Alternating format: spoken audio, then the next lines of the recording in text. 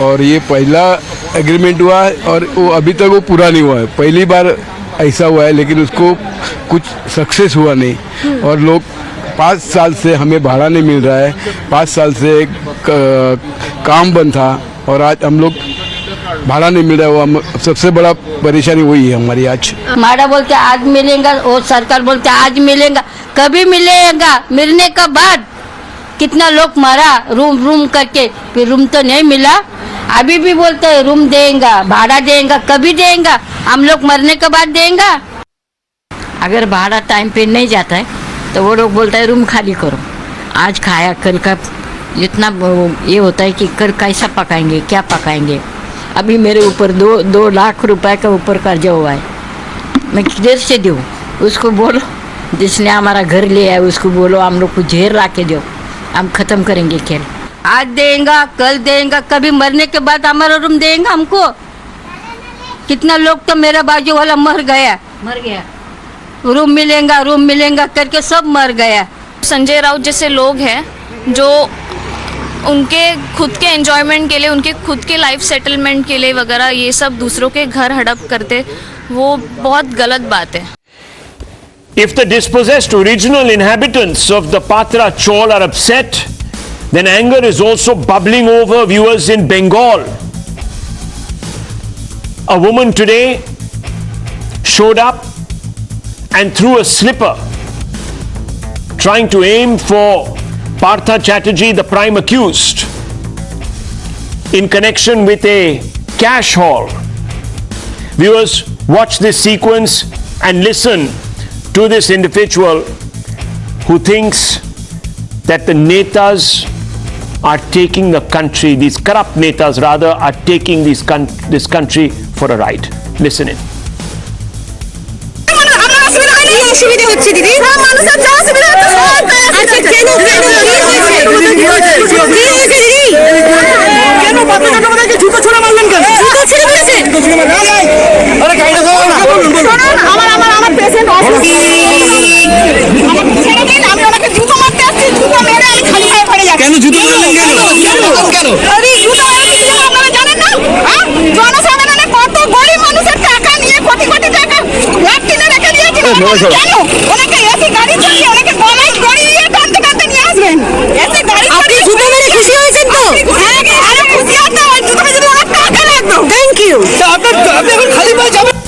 Viewers, let's open this up. Let's open this up. Some questions need to be asked. It's the public that is asking the questions today, viewers.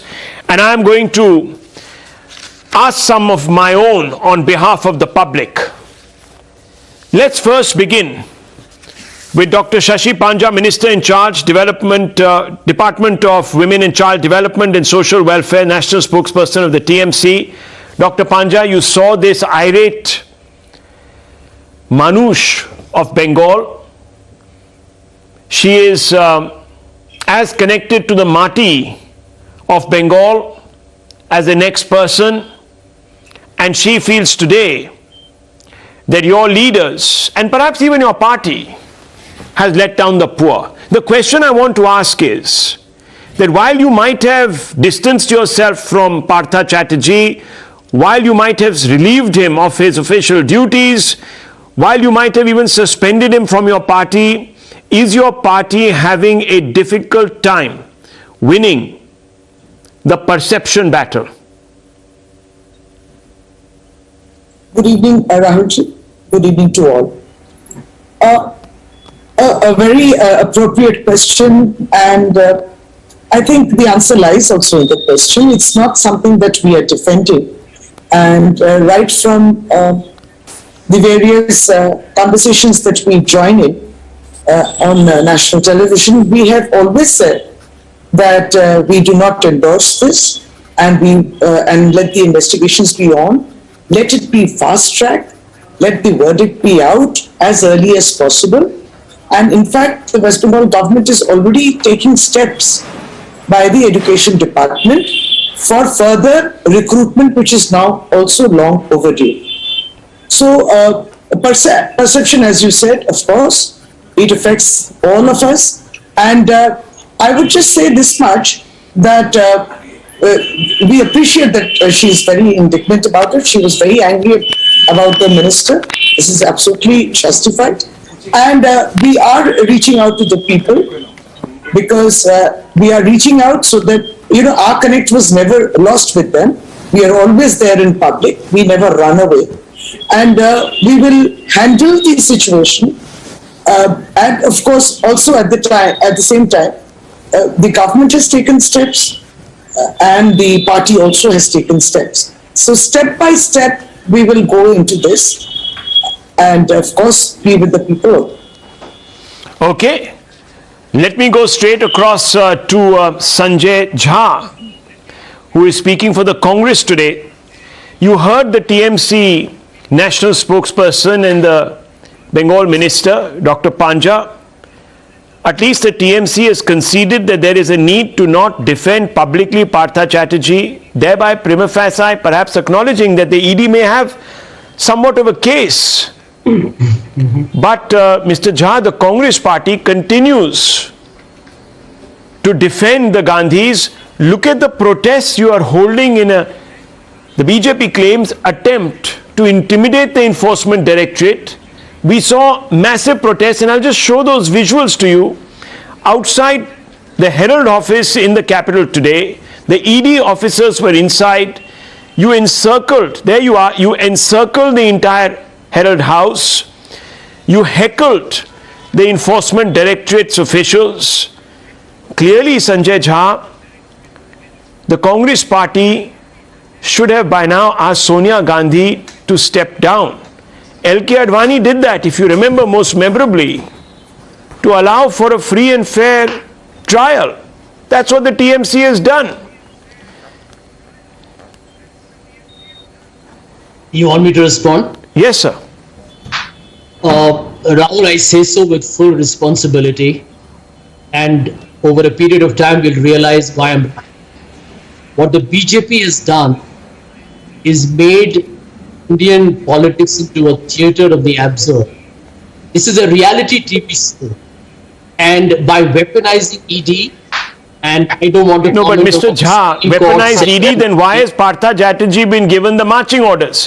Why is today? No, one second. This is a very important question. That is not for me to answer. No, you must allow me, sir. Why should I speak? I'm not speaking on behalf of the TMC, Rahul.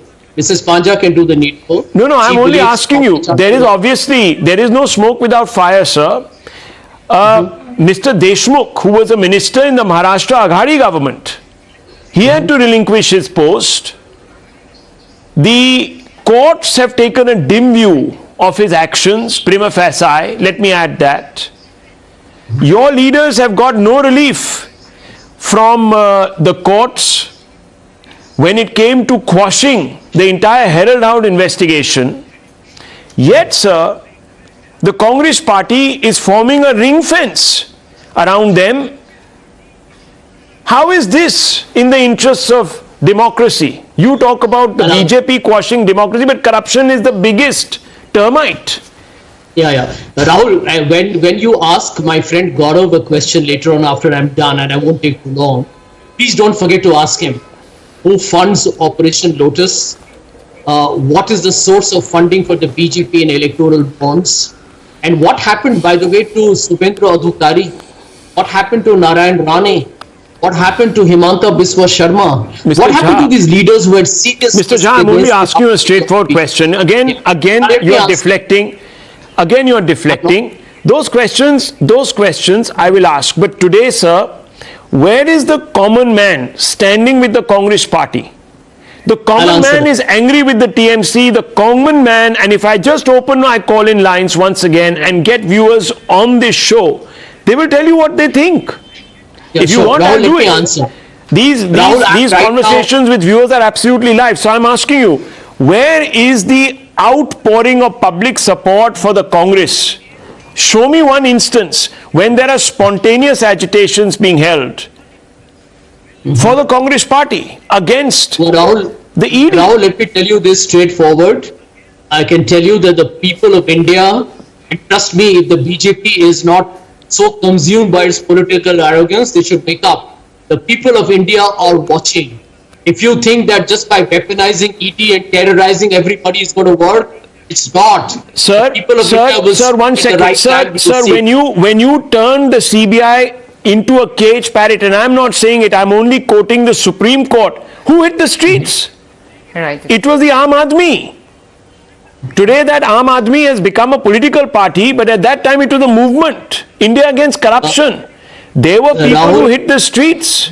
Rahul, let Organically. me clarify for your benefit and for your viewers' benefits. The man who founded the IAC said it was an RSS-sponsored movement. And let me add for your benefit today, this is interesting, okay, on the 2G scam. Remember Vinod Rai and the CAG accused Congress of 1,76,000 crores? Sir, After 10 years, the BJP has raised 1,50,000 sir, are you crores saying, on the are you 5G saying, spectrum. no, are you By saying, the way, in today's rupee terms, it's probably 60,000 no, crores. sir, It was look, an what I'm trying to RSS get at agenda. what I'm trying to get at is the following, and it's very, very simple.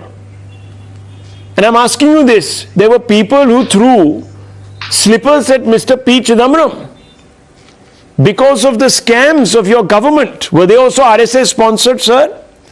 There were many Rahul, other spontaneous please, let's attacks. not make casual statements. I'm sorry, but the special court said there was no evidence of prosecution in TG. The court has thrown out Okay. the TG story, by the Okay, way. so this is let misplaced not anger. after the court. Okay, Why so this did is misplaced BJP anger. not actually prosecute the case? Okay. Because they had evidence. This is the misplaced party anger. that vote All of this truth is and fair enough. Let abusing me ask. people.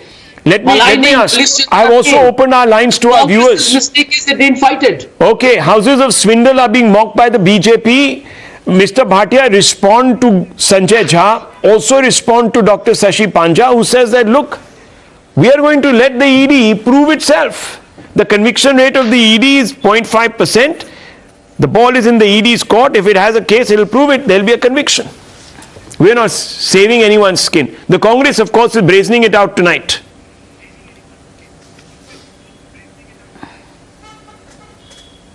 Rahul, first of all, you're forgetting the Congress is not even present on your show to take your questions.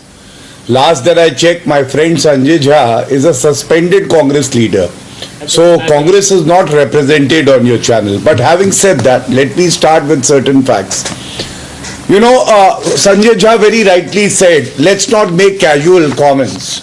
Now, in the National Herald case, for the benefit of the viewers, I want to show 3 court orders. One is the Patiala House court order. Sonia Gandhi and Rahul Gandhi moved the Patiala court and they were granted bail by the Patiala court. The charges were not quashed. This was on 19th of December 2015.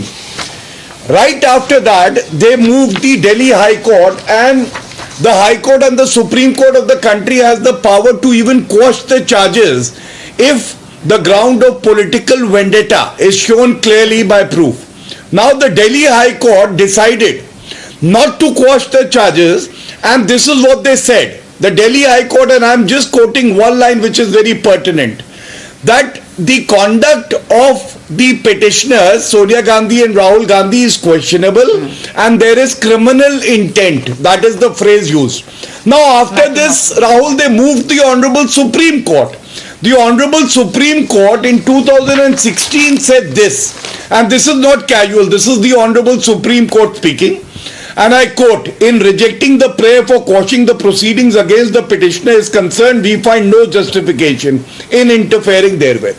So now the point is, if the Supreme Court, High Court and Patiala House thought that prima facie there is material, I don't think any panelist of the Congress or Sonia Gandhi or Rahul Gandhi are above the law of the country. My second point is, the ED, you know, in the last 8 years, Rahul, has seized property worth 1,04,000 crore, but is still called an idiot.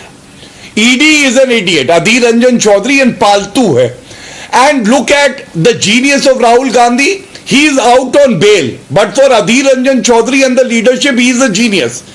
Next to only Albert Einstein, maybe even, you know, wittier and having more IQ than him. Now this is the comparison.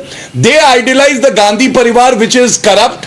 because 3 members of the Gandhi Parivar are out on bail on corruption charges. There would not be any other political family. Sonia Gandhi, Rahul Gandhi and Robert Vadra. But ED, which is doing its job, is actually an idiot. My third point about the conviction rate. Rahul, yes, I wanted let me you make to it answer very that. clear with some facts. Yes. Because I see most of the channel. Yes, please. Most of the channels are, just highlighting the fact that only 25 convictions and the conviction rate is 0.5%, forgetting the cardinal rule. An investigating agency, Rahul, is supposed to investigate and then file a charge sheet. Then it comes before the court. And you cannot push the court for, taking the trial on an expedite manner. That is for the court to decide. And the fact is that number of charge sheets that have been filed and the complaints that have been prosecuted are 992. 992. This number is not referred to by any of the opposition leaders. Okay. And I end by just making a challenge on your program, which is very pertinent. This is the corruption team 11 of India. Sonia Gandhi, Rahul Gandhi, Mehbooba Mufti, Farooq Abdullah, Satinder Jain, Karti Chidambaram, Nawab Malik, Anil Deshmukh, DK Shiv Kumar, Sanjay Raut, Partha Chatterjee, covering the entire spectrum of the opposition. Okay. Not even one has got a judgment in their favor. Okay, so you're saying the courts are standing with you, and the courts are actually the ones that are prima facie giving no relief to those, and therefore these are not loose statements.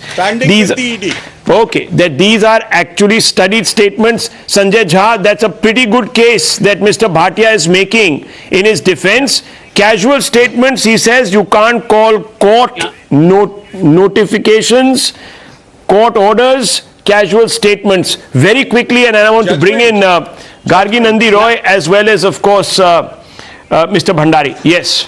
Rahul, from the horse's mouth. This is from the Bharatiya Janta Party MP from Sangli in Maharashtra. His name is Sanjay Patil. Guess what he said? And he's publicly stated it, it's on record. The ED now won't come after me because I'm part of the BJP. There's another politician, Harshvardhan Patil, MLA from the Congress who defected to the BJP. Guess what he said? Now I can sleep well in the night because I have joined the BJP. No ED is going to come after me. Rahul, it is hardly a public secret. I can tell you, all the viewers watching your highly popular program know what the BJP is. Mr. Jha, it has created a dangerous that question we have asked many times, and there is, of course, a lacuna there, but that doesn't absolve you from answering the question. I'll get you in, Mr. Bhatia. Give me 30 seconds. I just want to point out, you heard those in the Patra scam, the Chol residents, who are blaming the Aghadi government for letting them down. Sanjay Jha, you can't run away from that. Till recently, the Congress was part of the Aghadi government. Well, what have they got to lose? They are not RSS workers. They are Marathi Manus. Let me answer you very quickly. They are your fellow residents. Corruption charge. If there is money laundering done by any politician, let them face the legal and any other consequence. Sir, I began this show by asking you about the court of public perception. The Congress is abandoned by the public. The TMC here is facing a backlash from the public. Dr. Panja, will you concede this? There is anger, and why should there be? Why shouldn't there be anger, and why is there anger? Very quickly. No. Rahulji, I cannot be asked the same question twice, but I just wanted to say that there are also lots of questions here in West Bengal. True, as to why, Gauravji was mentioning about, he nearly announced the verdict, but there is an ongoing investigation. So the number of leaders that he mentioned, those are all under investigation. Nobody's announced any verdict. And similarly, in the charge sheet which was filed before the special CBI court, CBI itself said that it had asked for sanction of prosecution against certain leaders in Bengal. But when it has also applied for prosecution against the Shubhendu Adhikari or Mukul Rai, but they were then erstwhile MPs in that Narada scam. But that is still pending before the Lok Sabha Speaker. So this is the disparity that we are asking, trying to mention. This is also true one understands that somehow they are immune from investigation. But today, and also immune from investigation. You see, the investigation is going to extend for a very long time. Okay. Every day we cannot be, bashed up. This is the perception. Perception which has been also been... There's a perception. Perception is cutting both ways. Very quickly, Gaurav Bhatia, the perception is that the ED acts selectively. Very quickly, before I go to the big breaking news, Nancy Pelosi, the Speaker of the Congress, has landed in Taiwan, setting the stage for a protracted flashpoint now. Tussle between the United States and China. I'll come to that in just 30 seconds. Gaurav Bhatia, quick response to both the speakers. I will try to utilize the 30 seconds that you've given me responding to the TMC. The principle of the constitution is collective responsibility of the cabinet. Now, people of West Bengal are asking that if a minister was so corrupt, what was the West Bengal police doing? Because police can also investigate matters of corruption. And Arpita has already made a statement saying that the money was going to the top. Now, Partha Chatterjee being number 2, there was only one person above Partha Chatterjee, Mamata Banerjee. And why did Mamata Banerjee not take action before? Everything was unearthed by the ED. And last but not the least, can I complete my sentence? Yeah, please. I don't have much time. I have to take the breaking news coming in. Yes, 10 seconds. Yes. And my last point is this, that please understand, Rahul, that the responsibility lies with Mamata Banerjee. You just can't sack a minister who has been arrested and then the war will continue. Responsibility. Dr. Pandya, I thought you asked him a question. Yes. But he instead asked some questions. Viewers, I thought you asked him a question. Yes. War of versions. The war of versions will continue. The BJP will not in specific answer why the perception is gaining ground that the ED acts selectively. The opposition will not answer the question, why is it that prima facie public mood, public perception is turning against it. Very complex issues, viewers here, very complex issues. It's not easy to pass judgment till the courts actually have a final say. I have to apologize to Ms. Gargi Roy as well as Ishkaran Bhandari. Breaking news coming in, and I have to go across to that.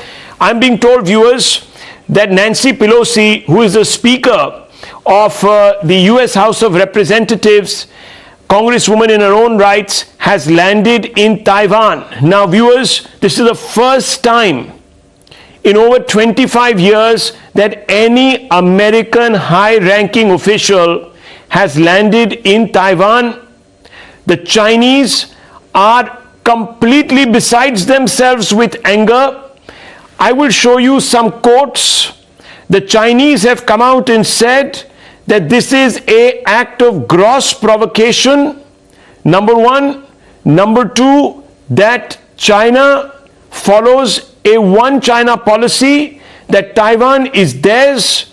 No one can land in fact in Taiwan without the prior approval of the Chinese, especially the Americans that are trying to, at some level or the other, change the equation between Taiwan and China. Remember, viewers, China believes Taiwan is its own territory and therefore is in no way alienated from the mainland. Let me go straight across to Madhav Das Gopalakrishnan for the very latest on this.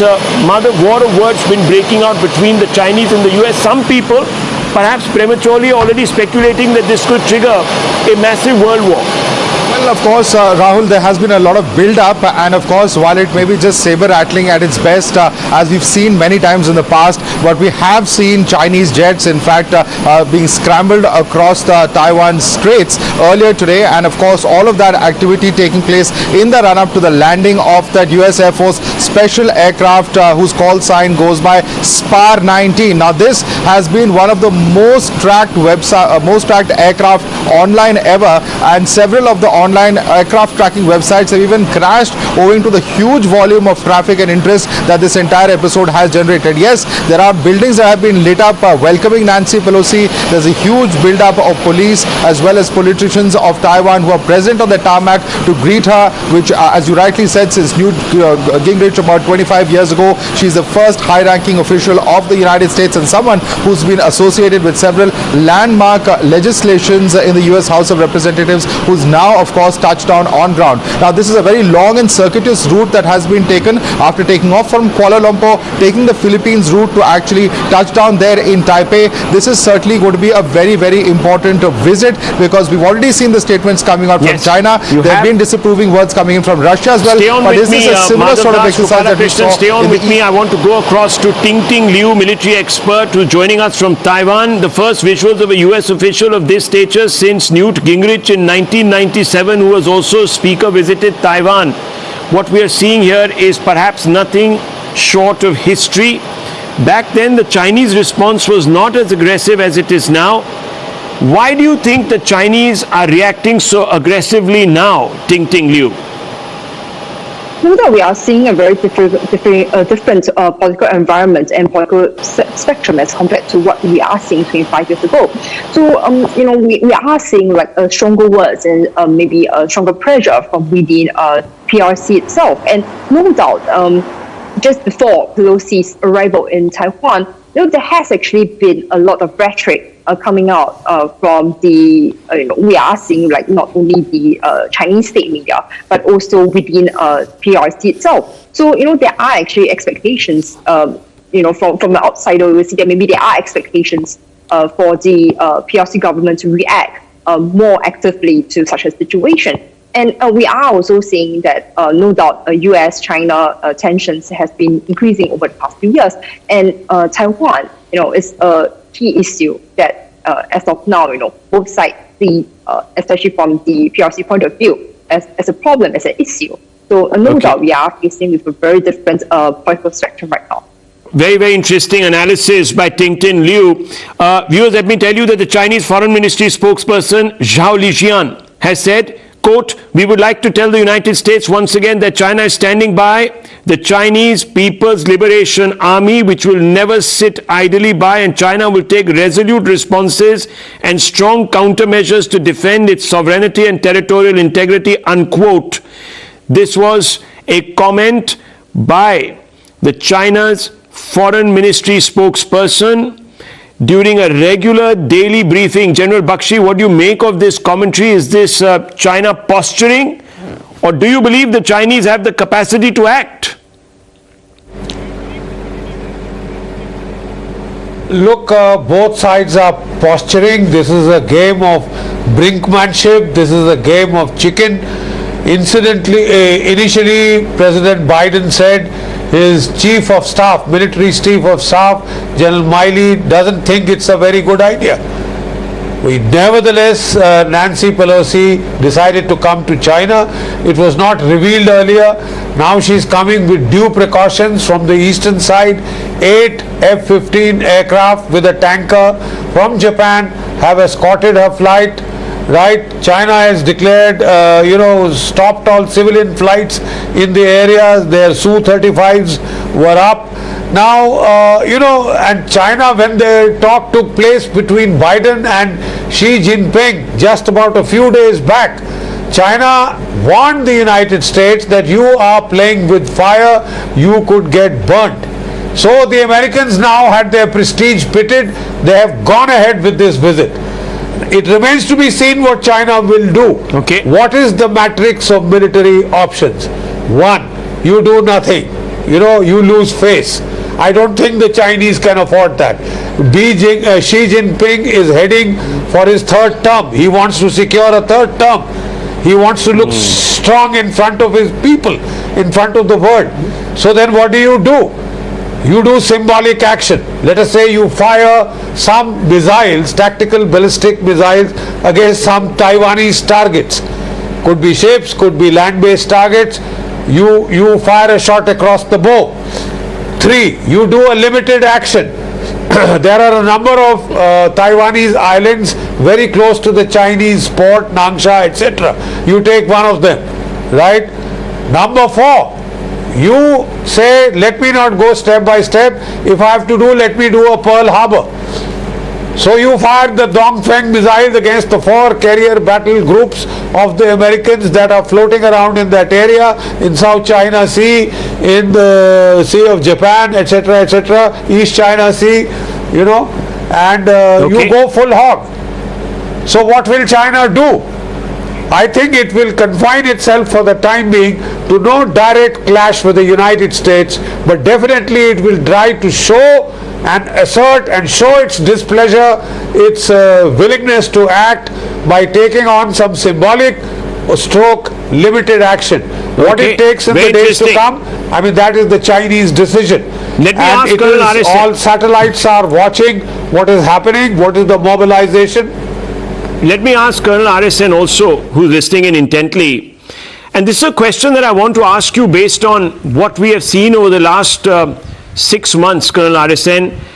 We have seen a war, a damaging war already being waged in Ukraine, where the United States has committed resources. Now, on the back of that, is the United States too far stretched to single-handedly rebuff or contain China in the event of an escalation? General Bakshi says there might be some proactive action that the Chinese might take. It might be limited. But if it does, are the Americans too far stretched today? No, but in this case, the Americans are quite close to China's. China doesn't enjoy that advantage. You see the entire eastern coast of China, you have American troops in Japan, you have it in South Korea, you have 2 aircraft carrier groups around Taiwan group, you have troops in Australia, Philippines, so and a huge base in Guam.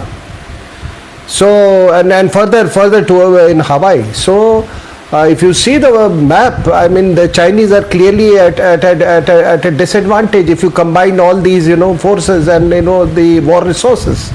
And don't forget that the entire success story of China started from the eastern coast.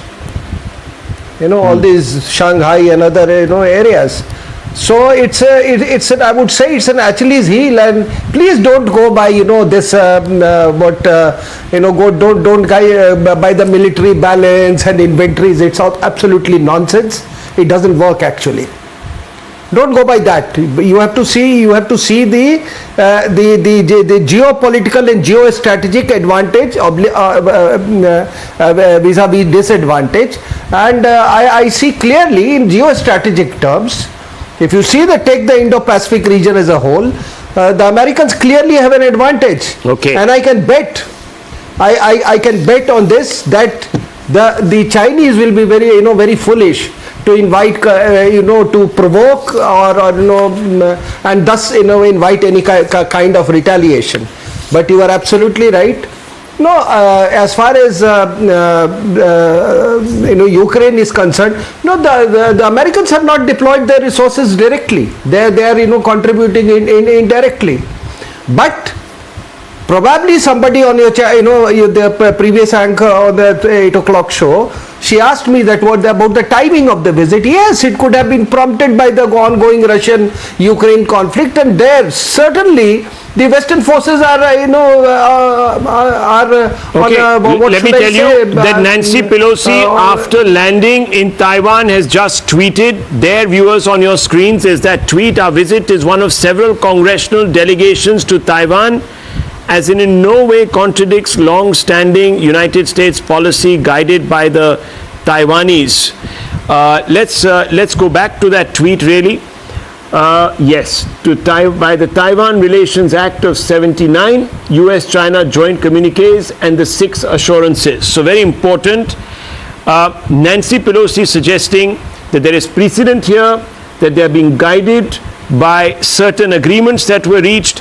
Let's decode this a little bit. Let me bring back General Bakshi, as well as, of course, Vivek Kaju, former MEA Secretary. Mr. Kaju, the United States falling back on diplomats Number two, falling back on certain agreements that were reached. Nancy Pelosi also says our delegation's visit to Taiwan honors America's unwavering commitment to supporting Taiwan's vibrant democracy. Our discussion with Taiwan leadership reaffirms our support for our partner and promotes our shared interests, including advancing a free and open Indo-Pacific. America's solidarity with the 23 million people of Taiwan is more important today than ever as the world faces a choice between autocracy and democracy. What do you make of this, Mr. Kachu?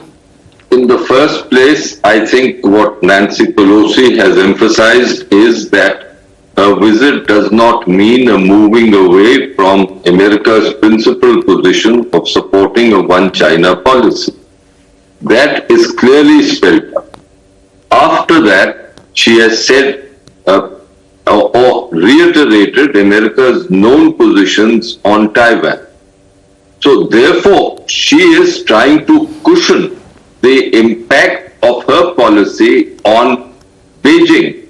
The difficulty is that Xi Jinping is faced with a domestic issue. He is, as my co-panelists have said, in a very, very significant stage for his political future, in the sense he wants to win a third term, and hence he would be obliged, notwithstanding this reiteration of America's basic positions and time-honored positions, to act. The question is, in what nature will he act? He has rattled the sabers, all the sabers that he has, but Xi Jinping knows that in his quest to attack, quote-unquote, the established world order, he can't overstep his limits at the moment. So he is in a bit of a quandary because his people look upon this as a provocation. I suspect that he will act not directly, but indirectly in a manner to demonstrate to the Chinese people that he is no pushover, that he has maintained China's face, and that is something we know is most important for the Chinese. Okay. How precisely he will act is something that we can all discuss and debate, but I do not see that he will at this stage go in for a military confrontation. Okay. He knows that a military confrontation between the two great, what are now the two great or the greatest nuclear powers in the world is much too dangerous. Much too dangerous. Okay, let's quickly go across to General Bakshi. General Bakshi, what's prompting Biden to push the envelope? We haven't had a visit at this level since Newt Gingrich's visit 25 years ago. So what's pushing Biden here?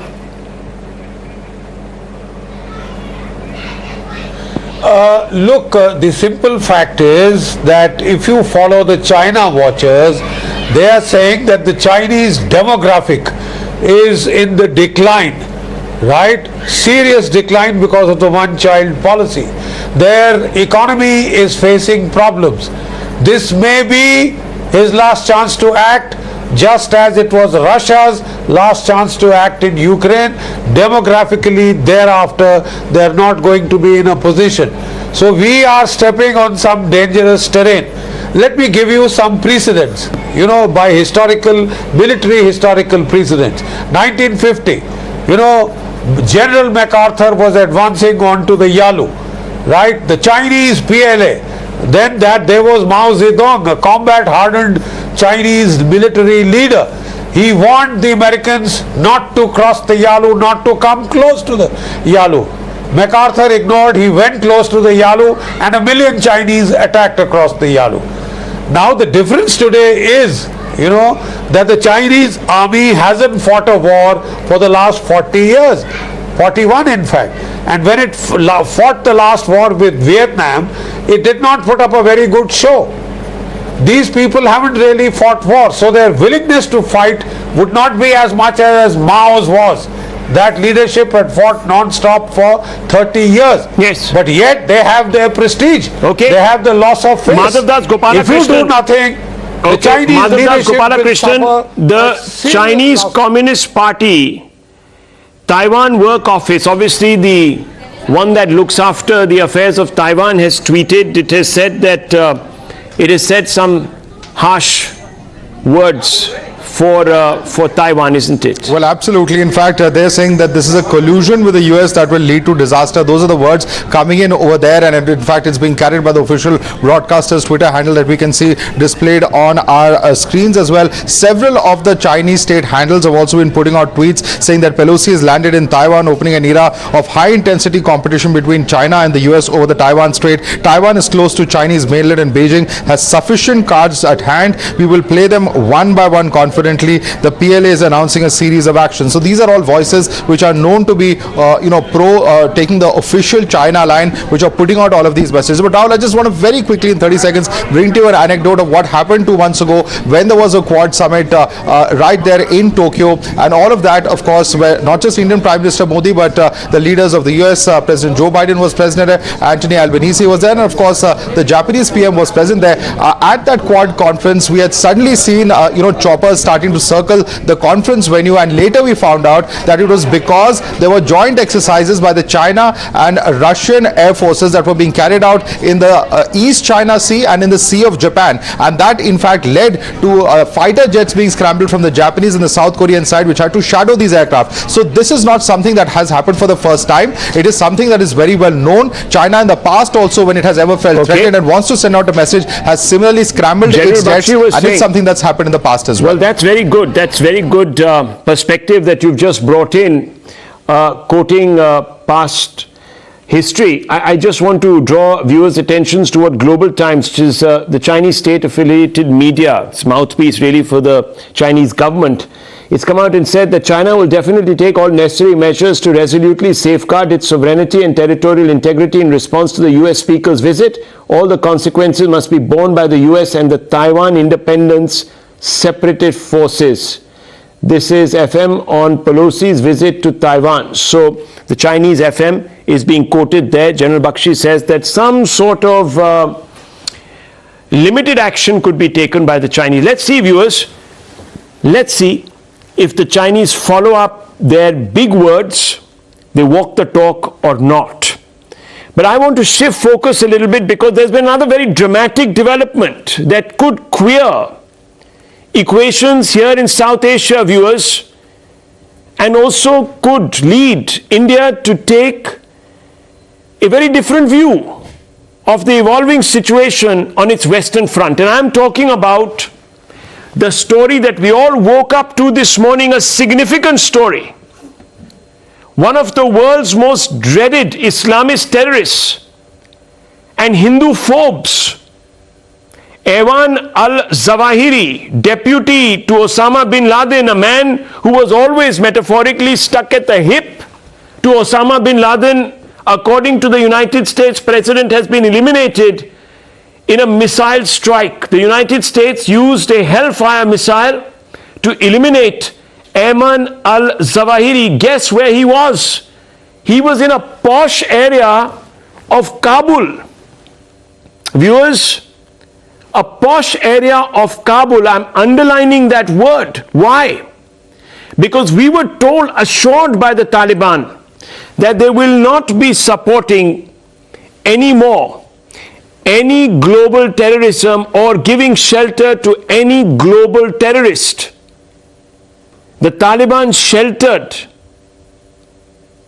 Osama bin Laden. Once they were out of power, Osama bin Laden tripped across the metaphorical border. I call it metaphorical because it is very ill-defined, the Durand line, and started living in Abbottabad, right under the nose of the Pakistani establishment. Here we are told by the New York Times the reverse happened. Once the Taliban came back, Ayman Al-zawahiri, who is one of the most wanted, leaves Pakistan and goes to take advantage of the Taliban's hospitality. What does this confirm to us all, viewers? And I want to show you this map. Look at this map. This is Kabul. Look how close the area where this man was eliminated is to the presidential palace in Kabul, where the Taliban has set up its government, just 2.5 kilometers. In the past, Osama bin Laden, if you go to the other map, Osama bin Laden was within 800 meters. He was killed within 800 meters of the Pak Military Training Academy in Abbottabad in Pakistan. What does this tell you, viewers?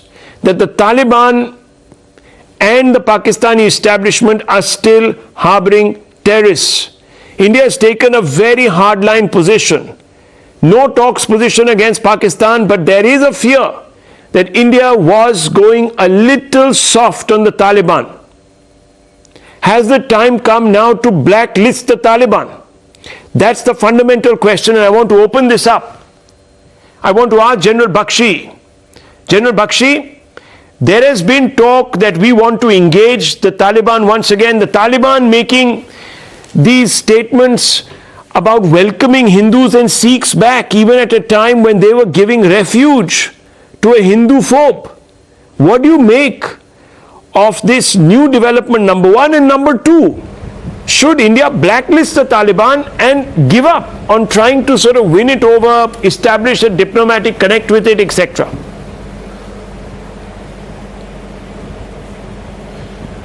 Look, Rahul, if you follow the history, the evolution of the Taliban, Major General Nasirullah Babar of the Pakistan Army is the father of the Taliban. Its ideology is hostile to India, the very idea of India, right? Its ideology is almost based on, the conquest of India. There is no match. We have a segment in our bureaucracy, in our diplomatic, circles, which says this is Taliban 2.0, a reformed Taliban. For God's sake, let's be first movers advantage. We were told the first to recognize the Taliban. How many countries have recognized the Taliban? This is a pariah regime. This is a dangerously rabid regime. Don't touch it with a barge pole. You will suffer. You've seen, Ayman Al-zawahiri living in 5-star comfort. Yes. Far better than his boss and mentor. He had a 3-story building with 3 wives and pornographic material for him to watch. Right? But this man is in much greater comfort. He was a personal guest of Sirajuddin Haqqani. And in the strike, as per media reports, Sirajuddin Haqqani's son and son-in-law have both been killed along with him. Right? So, the Taliban has reneged on all 3 promises. Let me bring in Mr. Kaju on this point. Nothing of that sort. Let's listen in to Mr. Kaju. Mr. Kaju, there was a lobby. There was a lobby. Let's not call it a lobby, because today the lobby has become a pejorative word. I'll come to you, Colonel Saab. 30 seconds. We have some time on the show. Mr. Kaju, 30 seconds to you. No, yours. 1 second, sir. Please, just give me 30 seconds. Mr. Kaju, it's a very simple question to you. There was a group of experts who said, let's very quickly warm up to the Taliban, let's establish contact with the Taliban, etc., etc. We must quickly occupy the vacuum. We must get in there before China and Pakistan get in there. Mr. Kaju, do you still believe that to be true after what we've just seen? Ayman Al-zawahiri, a state guest of the Taliban? Rahul, you'll have to give me 1 minute to explain my position. Yes. I have long advocated that we should talk to the Taliban. And I'm happy that the government has set up a technical team in Kabul. And I must give you my reasons. First, I'm no admirer of the Taliban. I think they represent an ideology which is completely antithetical to the Indian system, to our values, but they are in power in Kabul, and that is a reality. Now, second, yes, today is not something that was not known. The connections between the Taliban and the Al-Qaeda were known. They've been demonstrated today. Third, if the logic of those who say we should not do any business with the Taliban is extended, then I think we should close shop completely in Pakistan or with Pakistan. Rahul, who has killed more of our people, who has shed I would more go ahead Indian and say, blood? yes, snap all ties More with Indian Pakistan blood. too. Let it rot in its own. Rahul, will you Let it allow rot me in to its come? stew in its own juices. Rahul, will you let me complete? Yes, sir. The question before me for the last 5 years, and I've been ambassador there, I've dealt with the Taliban when India, Iran and Russia were completely opposed to the Taliban. I know what we did in the 1990s. I can't repeat that on national TV, but I know what we did. Because and permit me to say, I was the point man for that purpose. Now, why do I say that we should deal with the Taliban? I say this because India's interests are at stake. Right. Let me complete last word. Do I allow? That is the question which I've been asking myself for many years as I saw the Republic implode. Does India allow its entire Western neighborhood to become the playground of anti-Indian forces, to become the playground of Pakistan and China, or do we work in the crevices to safeguard our interests and promote our interests? Colonel Harrison, respond, and I'll wrap it up on your response. Yes, sir. Colonel Harrison. No, the tragedy is that it has already turned into a playground. You correctly brought out the way they have gone back on their words as far as, giving safe havens to global jihadis are concerned. Let me tell you, after this FATF action, or most of these, the jihadi tanzeems, they have relocated in Afghanistan territory. And I just went to J&K. The heat is of these, Taliban elements is even, being felt there. Increasingly, you can check on this. And let me tell you, I mean, what you saw, this PFI, Al-Qaeda links, then you have this Ansarul Bangladesh team, which is the affiliate of Al-Qaeda. So, in this area of in Assam. So you have to treat Pakistan, Afghanistan and parts of India as the same eco-jihadist system. I have absolutely no doubt in my mind. You are not dealing with a nation state, by the way. Yes. Neither Pakistan is a nation state, yes, nor Afghanistan is a nation state. Yes. So I'm sorry to say this. My take is that this usual diplomacy it doesn't. Usual diplomacy. Okay. We're not getting into a crossfight here. I've lost time. I've run out of time. The news are coming up, viewers. I'm bringing I'm bringing this debate to a close. We leave it at that. There'll be plenty of more opportunities to discuss this issue in greater detail. Thank you for watching.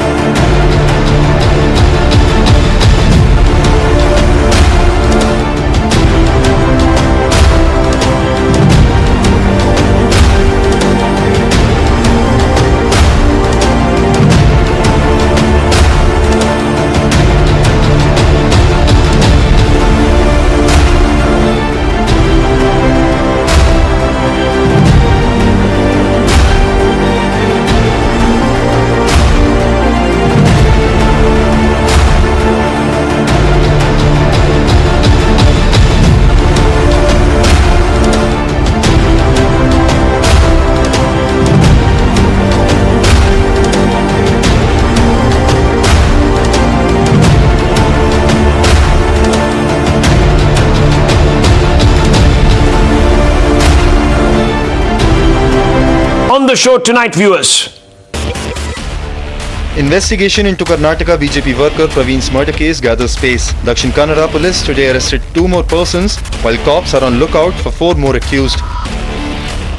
The Culture Ministry will organize a Tiranga bike rally for MPs from Red Fort to Parliament tomorrow morning. Union Minister Prahlad Joshi appealed to members of all political parties to attend and promote the Tiranga rally.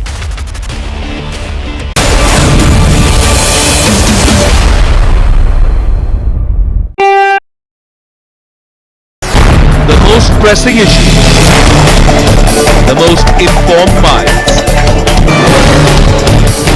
free and fair exchange. Converse India with Rahul Shivshankar. 3-4 ತಲೆಮಾರುಗಳಿಗೆ ಆಗುವಷ್ಟನ್ನು ನಾವು ಮಾಡಿಕೊಟ್ಟಿದ್ದೇವೆ. ನೆಹರು, ಇಂದಿರಾ ಗಾಂಧಿ, ಸೋನಿಯಾ ಗಾಂಧಿ ಹೆಸರಲ್ಲಿ.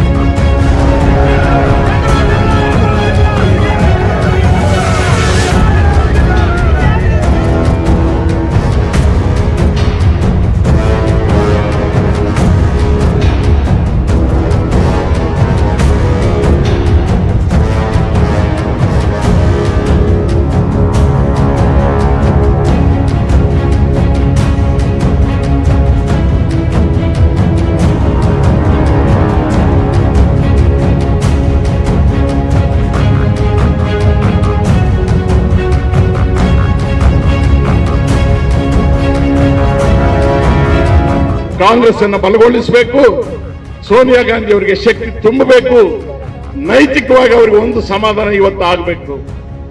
ನನಗೆ ಒಂದು summons ಕೊಟ್ಟಿದ್ದಕ್ಕೆ ಕಾಂಗ್ರೆಸ್ನ ಕಾರ್ಯಕರ್ತರು ದೇಶಾದ್ಯಂತ ನನ್ನ ಜೊತೆಗೆ ನಿಂತಿದ್ದಾರೆ. ನನ್ನ ಗಂಡನ ಪ್ರಾಣ ಕಳ್ಕೊಂಡಿದ್ದಕ್ಕೆ, ನನ್ನ ಮಗನ ಕಷ್ಟಕ್ಕೆ, ನಮ್ಮ ಅತ್ತೆಯ ಕಷ್ಟಕ್ಕೆ, ನೆಹರು ಮಾಡಿದ ಕಷ್ಟಕ್ಕೆ ಈ ದೇಶದ ಜನ ನಮ್ಮ ಋಣ ತೀರಿಸಿಕೊಳ್ತಾ ಇದ್ದಾರೆ ಅಂತಕ್ಕಂಥ ಒಂದು ಸಮಾಧಾನ ಇವತ್ತು ಸೋನಿಯಾ ಗಾಂಧಿ ಅವರಿಗೆ ಆದ್ರೆ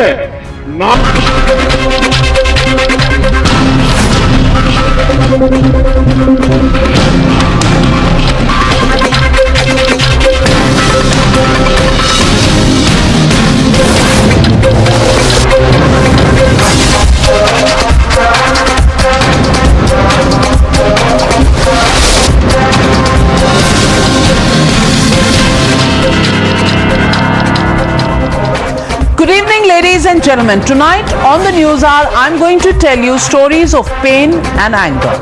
Stories of the poor being wronged. But as the Enforcement Directorate works in an overdrive to bring the guilty to book, politics rages on. The action was all in the national capital today. Congress's first family is facing the heat in the National Herald case. Raids conducted at Herald House and 11 other locations prompted protests on the streets of Delhi by the Congress party. That's one of the cases in the capital. ED is also looking at a sitting Delhi minister and investigating allegations of fraud against him. In Maharashtra, Sanjay Raut is on the chopping block. He is under the scanner for looting 672 families of a home, robbing them of their dreams and livelihood. And in Bengal, the anger is boiling against the now sacked minister, Partha chatterjee. In ED custody, he vehemently denies owning the mountain of cash that was recovered, but that is cutting no ice with the Manush of Bengal. People have had enough. And the proof of that was seen today when an enraged woman flung a slipper at Partha Chatterjee. Completely unapologetic, she was proud of what she had done to the man who needs to be taught a lesson, she said. Listen.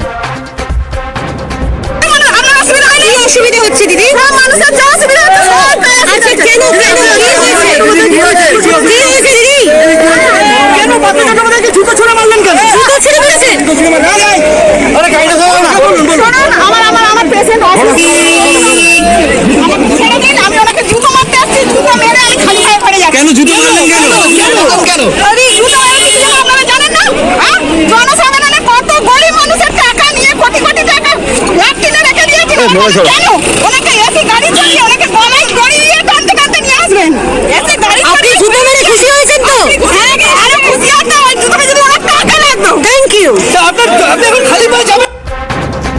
the other hand, in Maharashtra, the Shiv Sena and its allies are blaming the BJP of a witch hunt against Sanjay Raut. But let me tell them and tell you, ladies and gentlemen, tonight that this case is not just about Sanjay Raut. It's about 672 families who were to be rehabilitated in flats to be built by the Maharashtra Housing Development Authority at the Partha location. 14 years later, yes, not 1 or 2 years, not 3 or 4 years. 14 years later, all they are left with is broken dreams, debts and destitution. Listen to them and their pain. ये सब 2008 में एक ट्राईपार्टी agreement हुआ है और ये पहला agreement हुआ है और वो अभी तक वो पूरा नहीं हुआ है. पहली बार ऐसा हुआ है लेकिन उसको कुछ सक्सेस हुआ नहीं और लोग 5 साल से हमें भाड़ा नहीं मिल रहा है. 5 साल से काम बंद था और आज हम लोग भाड़ा नहीं मिल रहा है. वो हम सबसे बड़ा परेशानी वही है हमारी. आज हमारा बोलते आज मिलेगा, वो सरकार बोलते आज मिलेगा.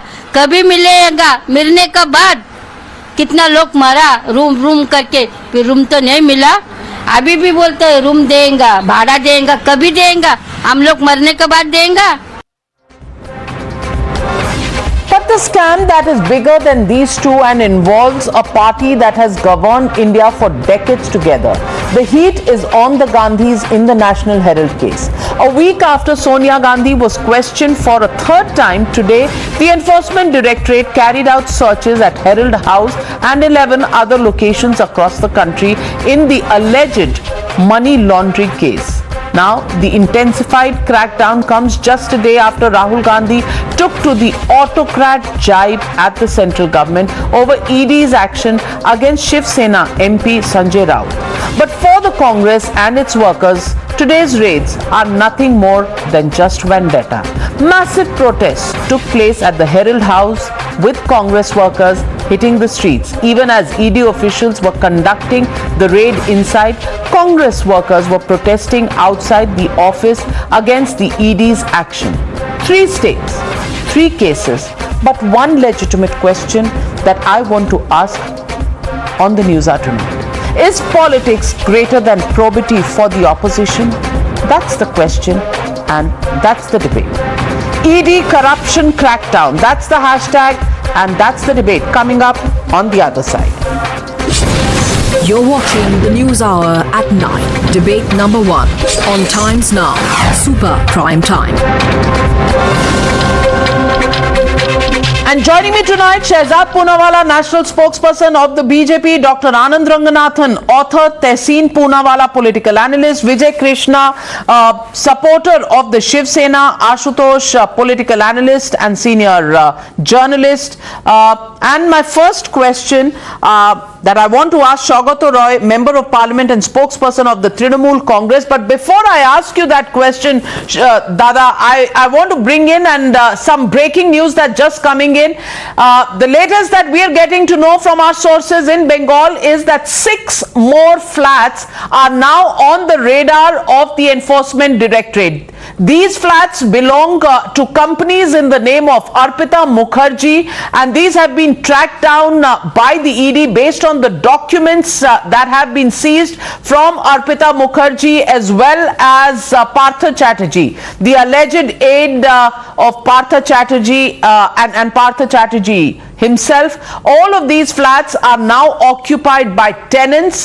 They earn rent for Arpita, but were these flats bought with the proceeds of crime? That's what the ED is currently investigating. So if 50 crores was not enough in cash and gold and foreign exchange and 12 flats that have earlier been found, there are 6 more flats that the Enforcement Directorate has found documents on and are investigating on where the money to buy these flats came in from, whether they were proceeds of crime. Shagatoda, On the one hand, this is the mountain of cash and assets that are coming out, and on the other side is that hapless woman. While I do not condone anything, like throwing of slippers, I want to bring to your attention the frustration of the common man. And she says it in the words that she speaks to the camera later. She said, "Taka niye chakri deche." That means jobs for cash is what is being done, and that is enraging because there are people who are dying for jobs and the deserving candidates are not getting jobs, and people paying money to this minister allegedly are getting jobs. That's the pain in her voice. I want to ask you, Shogatoda, that's the cry of a hapless poor woman. Is that more important, or is the political fight over the enforcement directorate on which you are charging the BJP, is that more important?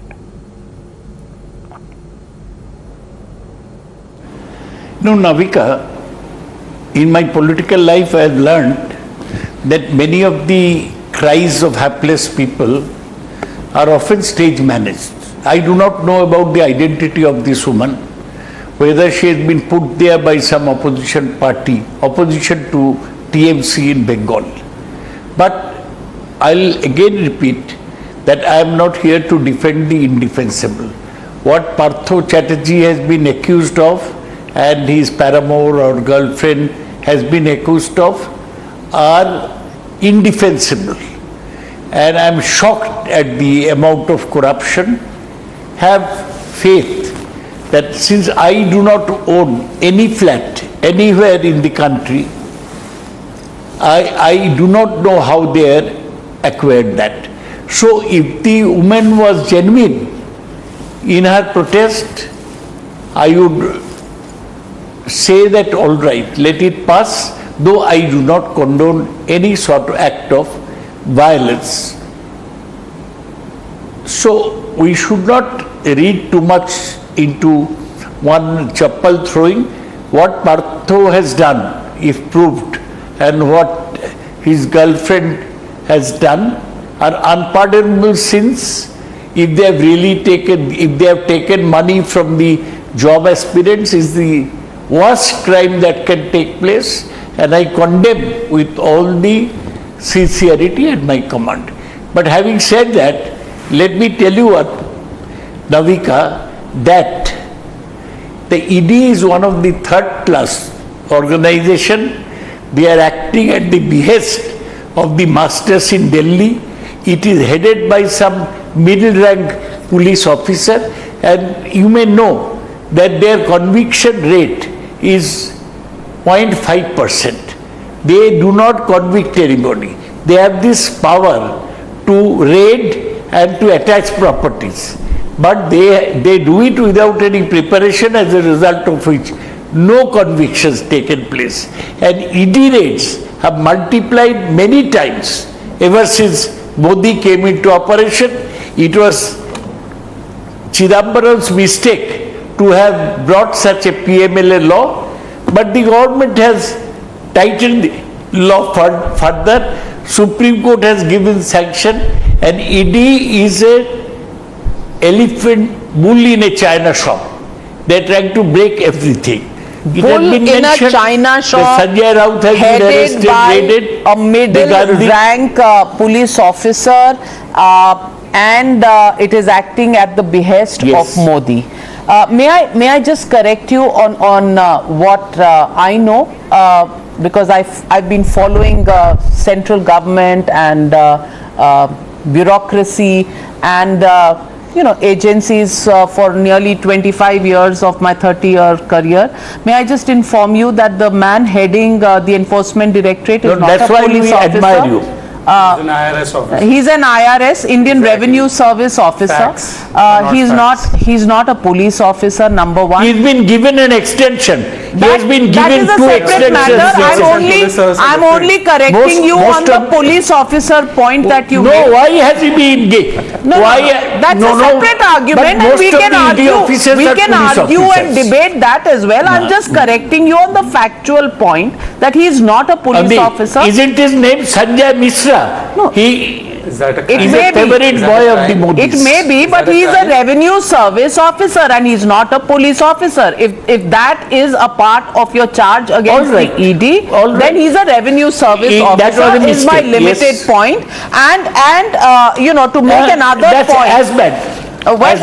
To make another point, may I tell you that between 2018 and 2020, several states have stopped CBI's entry into their states, and these states include states like Bengal, Chhattisgarh, Rajasthan, Maharashtra, Kerala, Jharkhand, Punjab, and 173 cases or applications have been made by the CBI in the last 3 years, and they haven't got a single permission from the Bengal government to you know, investigate these cases, and 132 such permissions are pending with Maharashtra. So Shehzad Poonawalla, CBI can apply, yet nobody will give them permission to investigate the corruption, and ED is being questioned because it's asking questions and discovering money. So if the protester who threw a slipper today is stage managed and the ED is a third-class organization run by, may I now have the courtesy, sir? I didn't interrupt you. Thank you, sir. If the protester is stage managed and the ED is a third-class organization, then I wonder why Mr. Partha has been sacked. उसको तो फिर बैठा के रखते मंत्री के बदले उसको और भी बड़ा ऊंचा पोस्ट दे देते. They would have given him a promotion for what he has done. But you know, the real problem is that they will even call that now. You know, Navika, there has to be some standard in this debate. I'm debating with a panel. No, but that doesn't mean he has a right to interrupt. Yes, Shagatoda, I'll come back Please to you. teach him how a debate works. If you want to rebut, I will give you adequate time to rebut Shehzad Poonawalla after he's made. And Navika, statures and honorable prefixes are no problem. It's on talent that everybody gets equal time on this panel. This is new India. This is not some old India or some legacy of colonialism. That because he's some member of some body, we should give him more time and allow him a right to interrupt. We are all equal on this panel. Our culture still remains to respect. My culture is also not to interrupt. Okay, my culture is also not to interrupt. I'm lowering all other my culture, show. Navika, make your point. Navika, my culture is also that a person whom we have not called as girlfriend, we don't call as girlfriend, and we do not use national television to degrade even a woman that we have a problem with ideologically. We don't. This is our culture. This is the BJP. Now let me come to my point, ma'am. First of all, if the entire matter was stage managed and if the ED is a third class body, then why was Mr. Partha removed? Secondly, this is about Calcutta High Court also, which ordered the CBI probe. In fact, 8 CBI probes were ordered. And in fact, the Calcutta High Court also said that Mr. Adhikari's daughter's appointment is illegal, return the 41-month salary.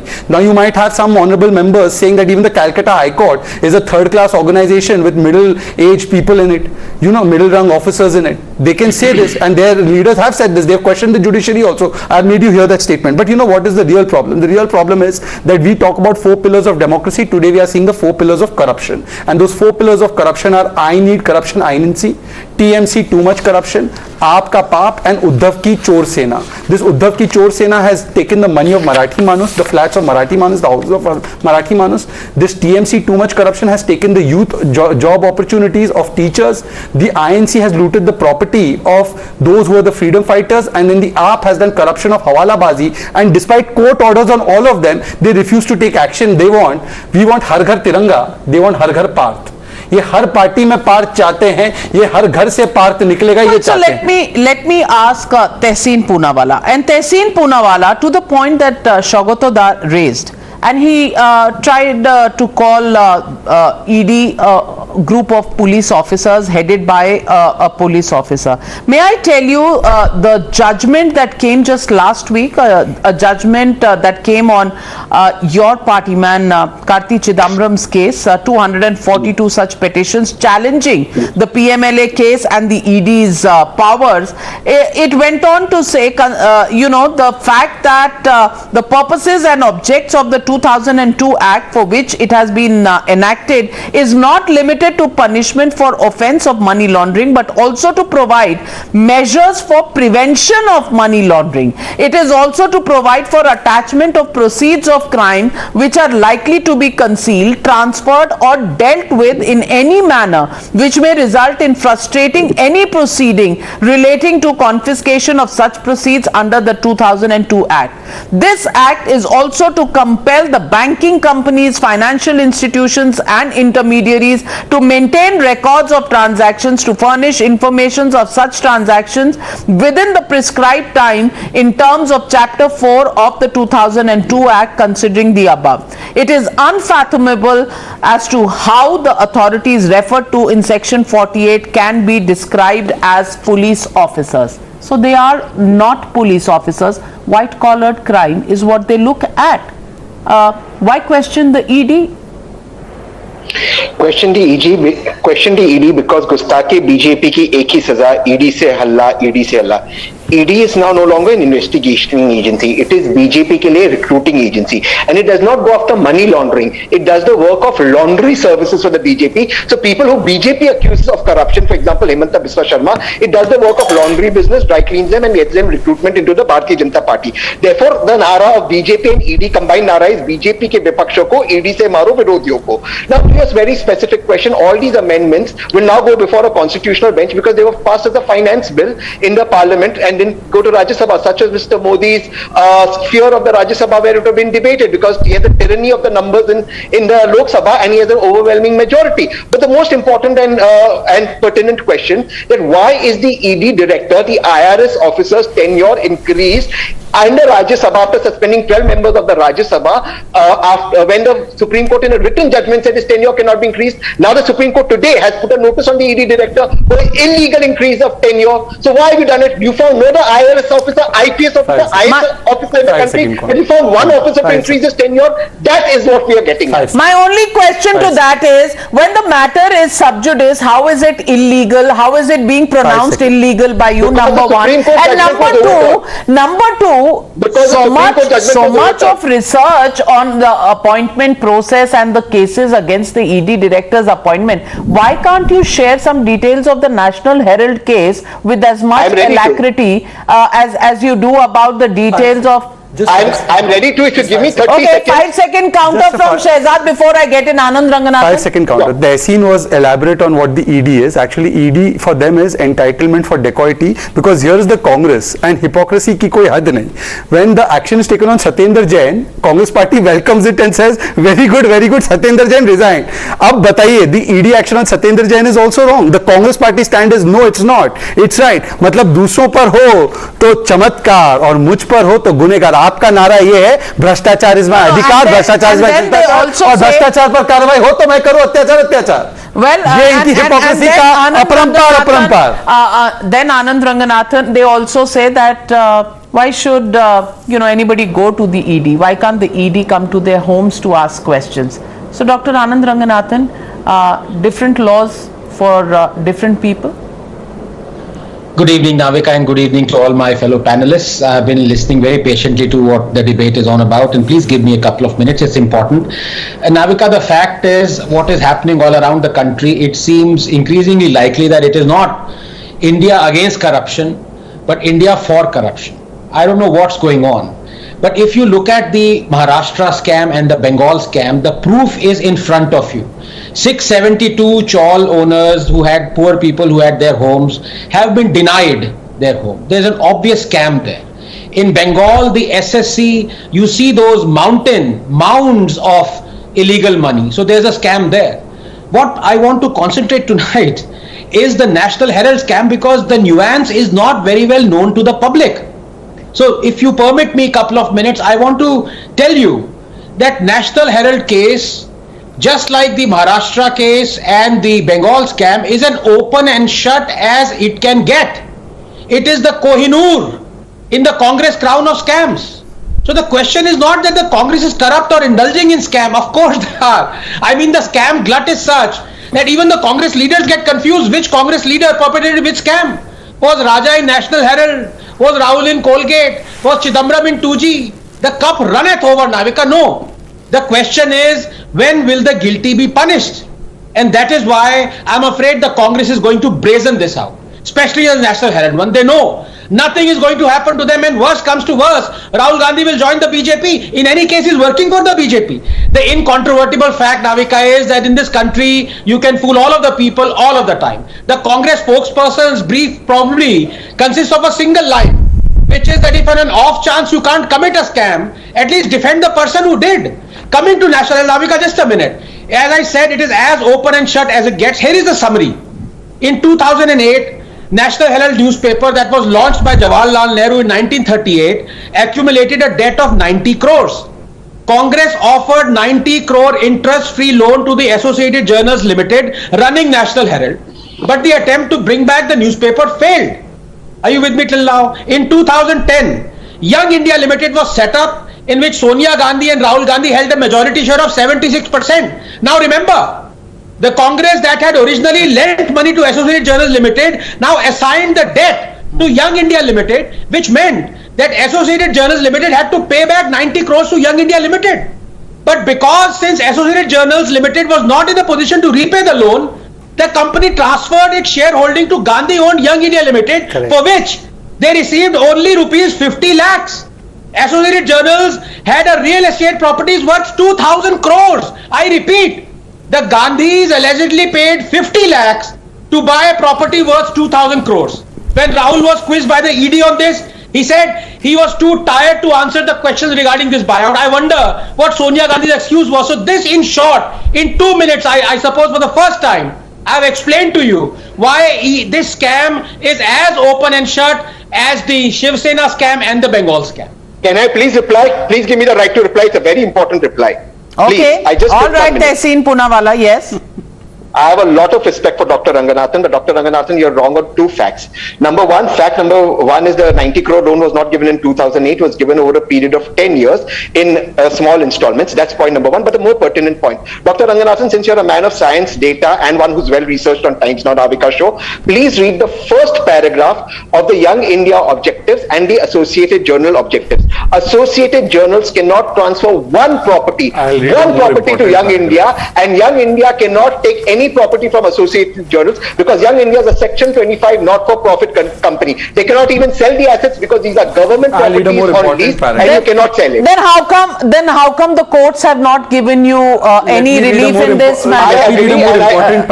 A more important paragraph from 2015. After having considered the entire case in its proper perspective, this court finds no hesitation to put on record that the modus operandi adopted by the petitioners in taking control of AJL via special purpose vehicle Young Indians, particularly when the main persons in Congress, AJL and YI, were the same evidence is a criminal intent, and the trial court had said, and please understand what the trial court had said, from the complaint and the evidence said so far, it appears that YI was in fact created as a sham or a cloak to convert public money to personal use for a special purpose vehicle for acquiring control of 2,000 crores worth of assets. The AJL and sits all the, and therefore the complainant has established a prima facie case against the accused under section 403, 406, 420, read with 120B of IPC, trial court and high court, not controverted by the high court.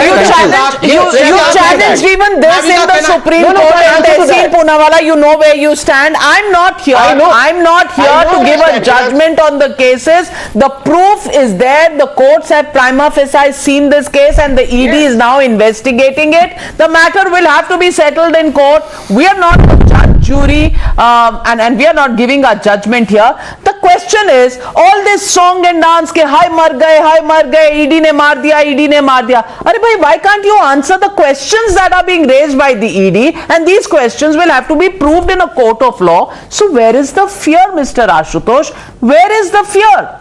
Do you think any of these cases will not be part of a court proceeding, and will the judgment not come from the court of law? Why is it being made an opposition versus government debate? Why is it not about corruption, investigation, and the court trial and the judgment? You're on mute. Navika, are you acting as an advocate? I'm not on mute. You can hear me? Can you hear me? I'm really surprised. Can you hear me? Yes, Ashutosh ji. Yeah. See, there are 3 points. First point is ED itself to be blamed for the questions raised against ED because the conviction rate of ED is 0.5%. So any investigating agency with a conviction rate of only 5%, 0.5%, there will be serious doubt about its efficiency, there is serious doubt about the way it is functioning and about its intent. The point number 2, I think sometimes we forget that how the 2G case was raised and became a national issue and the Raja has gone to the jail. But what happened afterward? Supreme Court has given a clean sheet. So at least I can understand the political parties and their spokesperson making an issue out of it. Let them make this. But about the independent analysts, they should be slightly conservative on this. And even the Supreme Court has also said in one of its judgment that there should not be any such agenda-driven debate kind of. So that's the point number 2, because till this day... No, you're talking about agenda-driven debates. I want to ask you, Ashutosh. Not about you. You've been an editor and an anchor yourself. If this investigation was going on, would you not have debated it? Navika, because you're not agenda-driven. No. The agenda-driven debate is said when the judgment is pronounced. When you already pronounce him or her guilty. I'm not talking about you. So I'm not talking about you. Please don't take it personally. I said the political analysts to appear on your shows, they should be quite conservative with facts and about their the speech, whatever they are saying. The political parties can do it. That's not an issue. So it's not that I am not done. I'm doing debate on this subject. But look at my debate and you'll find out how it has been done and in what fashion it has been. The point number 3, and again it's very important reason, that Rahul Gandhi, whether he goes to jail or not, totally is none of my concern. But the issue is why only BJP, only opposition leaders are being implicated, ED raids on them, and several things are leaked out to the press. And then a whole, everything is created. There is a cabinet, there are serious question marks about that. And even today, Indian Express has reported, are we debating that? Are we pronouncing a judgment on that? No, we are not pronouncing judgment on that. Because let's wait for the investigation to complete and go to pass a judgment. But unfortunately, when we pronounce somebody as a guilty, then we are part of a conspiracy to discredit that person. And I blame myself also, because I had got those kind of debates in my shows also. That's like divided. Navika, may I just come in on a very important point, because Ashutosh says this on all channels. First of all, Ashutosh, just to clarify to you, the Honorable Supreme Court has said that low conviction rate, especially in ED PMLA matters, is not a ground for doing away with the validity of the law or the action, because if that becomes a standard, in murder also there's very low conviction, in many civil cases also there's very low outcome of the cases. That doesn't mean we do away with the laws if we apply your standard. That is a bogus standard. Now please don't interrupt, Ashutosh. Be a good panelist, as you are a good debater and an anchor. Please be a good panelist. Secondly, let me tell you, sir, any of these matters that have gone to the court, have you got relief? We are saying forget the ED, forget Modi, forget Shahzad, forget everyone is bad. हम सब बुरे हैं जी, पर court पे तो विश्वास है ना आपको? कोर्ट ने आपके सत्येंद्र जैन के बारे में क्या बोला है? He has criminal background. It has said we are taking cognizance. He is prima facie involved in money laundering. It has said that he was doing hawalabazi in 2019 Delhi High Court order. And what does your favorite friend Kejriwal say? Kattar ईमानदार है जी. On what basis has he challenged the court? Here you have an honorable member of parliament judging the wisdom of the court. You have Congress people coming out on the streets going against the order of the court. The court hasn't quashed the proceedings against them. And finally, forget everything else. Look what Ajit Pawar says about Sanjay Raut's case. Ajit Pawar says agencies have a right to probe. He said this. अब vendetta है तो अजीत पवार को convince करो भाई हमारे साथ. Can I, Navika, since he has taken my name, I have to respond. That. Okay, of course okay, all right, Ashutosh. Has court pronounced Satinder Jain guilty? Has he been convicted? Let me. Sajad, be polite. Yes. Do not interrupt because you insulted a man like Sogato Roy of his after. I have not insulted anybody. Please, where have I insulted? No. Now did I insult anybody? No. He can pronounce judgment right now. I can't say on the basis of court findings. Let's not derail this debate. But Ashutosh has the right to make his point. Not pass judgment on me. No. Nobody is passing judgment. He said I insulted somebody. That's the worst claim excuse for not having answers. 1 minute, Ashutosh, go on.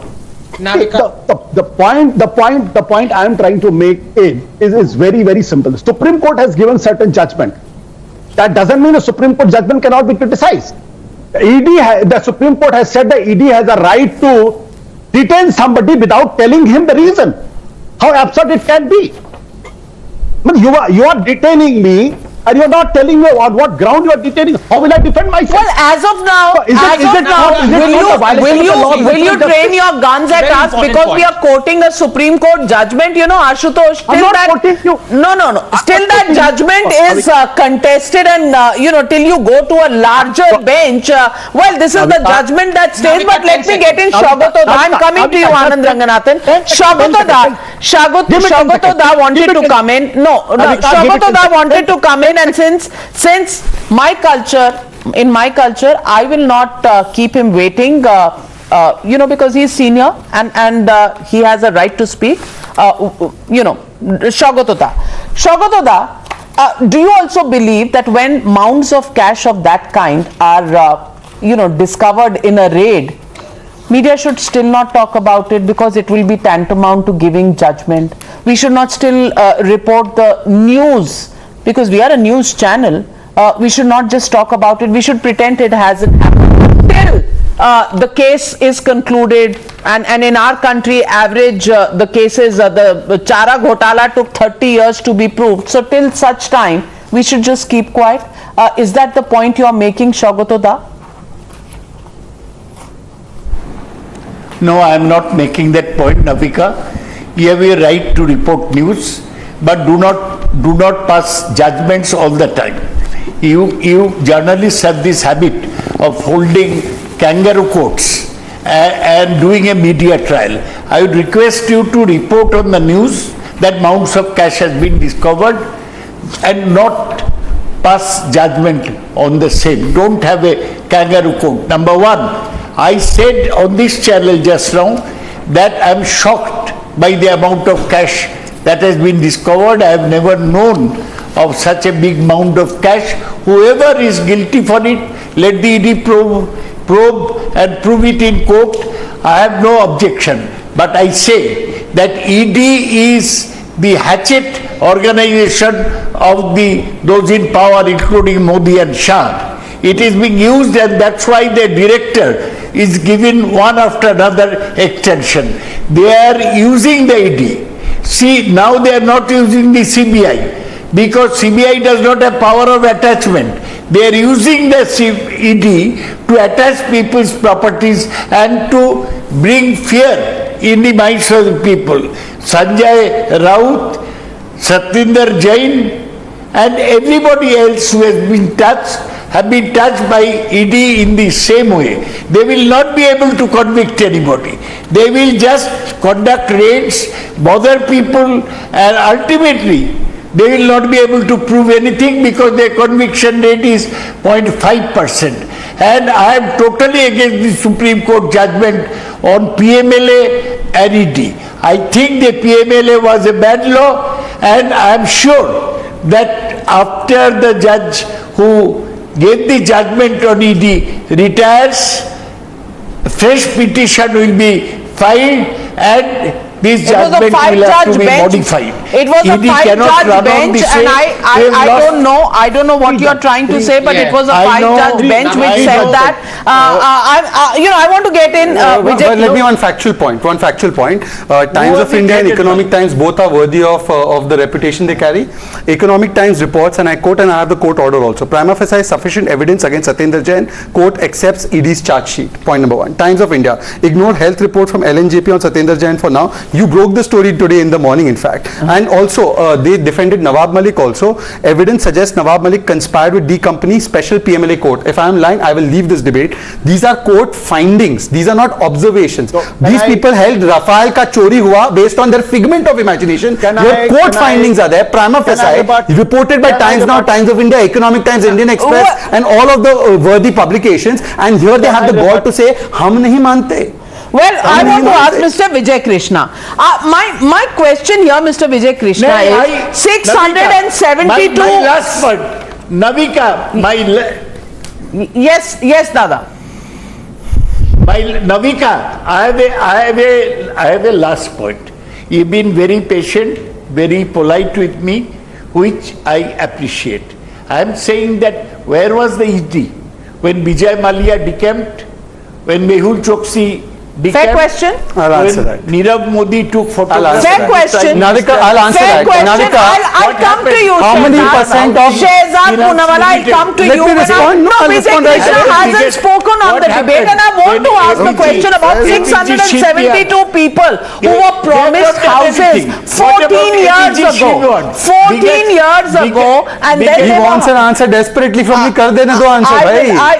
एक बार दे ही You know, देता हूँ. Shehzad, it's very difficult to hold a debate and get answers for what people want answers for if only political point scoring is going to be the agenda. No, he's senior. I'm responding to his answer question. I will come to you. I will give you time, and all in good time. You've spoken, 25, rather 40% of the debate time. But Vijay Krishna, I want to ask you, 672 people have not got their flats. Could you please Are we worried about the fact that what answer and what rights are we giving to these people for 14 years who have been waiting for their flats or for rental of those flats that was promised to them? And even in Bengal, are we even answering the questions to those whose names were removed from the merit list? No, we are only worried about why the ED is doing what it is and why attachment of properties is happening, why Modi is going against us, and we are only worried about how the judgment of the Supreme Court is flawed in courts and how the PMLA Act is so bad. I want to ask you, Vijay Krishna, what about the people? First of all, I thank you for having me in this debate, Navika ji, and my request is to give me an opportunity of sufficient time. Now I could see how You have 60 Shehzad seconds, Gundawala is trying to heckle me and not giving me an opportunity. Please give equal amount of time. This is what I call discrimination. When BJP spokespersons, BJP supporters get lot of time. As a Shivsainik, supporting my party, today 5 panels are there. I've waited patiently for 30 minutes. This is what's been happening with regard to ED. And I don't agree to Shehzad Tehseen Poonawala calling enforcement director as laundry. No, we have great respect for our constitutional institutions. The only problem is that ED should treat all the cases with equal interest. In the month of August, the Supreme Court reprimanded ED for its inordinate delay of not taking the cases to their logical conclusion. As a responsible media, being the fourth pillar of democracy, Navika ji, you have every right to question about the plight of that 672 poor people who haven't got the flats. But does BJP have the same political morality to question Shivsena on the issues of Hindutva ideology and also about fighting the corruption? And here comes the scientist Anand Ranganathan with every day with patents and forgets the names of Sujana Chowdhury, Ramesh and all other DMK MPs who are facing ED charges, Ballari brothers and Yediyurappa ji, Subhendu Adhikari ji, Mr. Vijay Krishna, is this a debate on Hindutva or on corruption and ED? Well, Anand Ranganathan, your name has been taken. Respond, and I'm putting all the faders down as I'm running out of time. Anand Ranganathan. Yes, as far as Mr. Vijay Krishna is concerned, if his house is burgled, they won't find anything because he's wearing all the jewelry. And one must investigate, maybe ED must investigate where he got all that money from. But can I please come to the specifics here? I wanted to make a very serious point. And I wanted to rebut my good friend Shehzad on something because criticism should be valued in this country. Navika, Shehzad was very rightly pointed out the Supreme Court judgment on PMLA and the ED. But the fact of the matter is that in any civilized country, ED or any fraud investigative agency would cease to exist if out of every 200 cases that it investigates, there is only one conviction. The murder conviction is 46% in India. 50,000 murders happen every year. Around 22,000 murderers are convicted. So you cannot compare ED conviction rate to the murder conviction rate. Somebody has to explain, and I hope my good friend Shehzad explains. Why on earth are we continuing with an ED agency that investigates 200 cases and there is only one conviction? It is beyond appalling. It is unacceptable. I'm running out of time. 30 seconds. First of all, Anand is absolutely right. There were in fact 0 convictions between 2004 to 14, and the remaining 24 convictions have taken place post 2014. This shows that the ED's performance is improving when it is given a free hand and not treated like a cage parrot. Point number 1. Point number 2. Anand, your argument is extremely specious. Your argument is specious because if we start seeing the conviction depends not just on the agency, it depends even on the court. The courts may, for some reason, feel that a particular matter, despite the best efforts of the agency, is not worthy of conviction. So now, should we do away with the courts because they are not convicting enough? And there should be a conviction standard that will lead to. That's another debate. The judicial process, the investigation process. Well, for 8 years, Shehzad Poonawalla, the 2G scam is still in courts. After it's been appealed for. Well, Robert Vadra's cases are still waiting for any headway to be. No, the question is, when will we have fast-track investigations? And will be as per law and as per the constitution. We don't believe in. Well, then increase the number of courts and increase the number of judges. That in itself is something that the government should be well aware of and well seized of and should work on, because frankly, investigation agencies, while they're important to find out and nail the corrupt, the question is, can the judgment hang in balance forever for political brownie points? It's also a question that needs to be answered. Thank you very much to my panelists for joining me on debate number 1. The other debate, intolerance is growing, ladies and gentlemen, and alarmed at some of the incidents in our country, many people are now fearing for their children, about the atmosphere that is becoming more venomous around us. Those comments really were made by actor Aamir Khan way back in 2015. But the backlash of those comments still continues for him after 7 years. Aamir Khan's new film Lal Singh Chadda is soon to be released, and the troll army is reminding him of these comments. Boycott Lal Singh Chadda, boycott Aamir Khan posts have been trending on social media. Trolls are raking up the actor's old movies and his alleged insult to Hindu deities to justify their demands. But can these demands be really justified? Is that not the biggest sign of intolerance? Aren't these trolls just proving Aamir right? Well, after facing this criticism, which many would say is misplaced and unwarranted, Aamir Khan has responded and requested trolls to make it sound like it's not true that he doesn't love his country, but that is absolutely untrue, he says. He said, I really love my country and urged people to go watch Lal Singh Chadda. Does that settle the debate? Definitely not. But it has brought about the intolerance debate back on the table.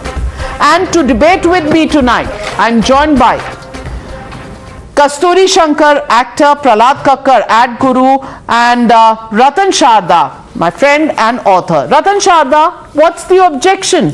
Why should a film not be watched because 7 years ago Aamir Khan said something? Are we going to justify boycott of people who said something in another context about a film he makes? Is that really how India in 2022 will work? Good evening, Navika. See, fans make the stars. When stars forget that they were made by the fans, they have to face the ire of the fans.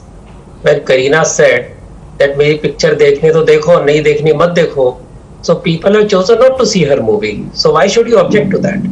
In a democracy, if I don't like certain views and if I am not doing any violence, I am saying boycott Lal Singh Chadda, then let people decide whether they want to see or not. I wrote a piece many years back when PK was released, where at the same time Rohit Shetty made a movie which was super hit, which had sadhu, some guru caricatured as a villain. And I said, from childhood I have been made to feel a guilty Hindu because from childhood I saw Abdul Chacha, very nice person, Father Anthony, very wonderful person, Panditji, ek number ka rascal, raping women, behaving like a buffoon. In Bhool Bhulaiya, recently, at the end of the movie, you know what the Pandit says to the Panditain? Chalo Panditain, hum to jaake gomutra peete hain. Is that necessary?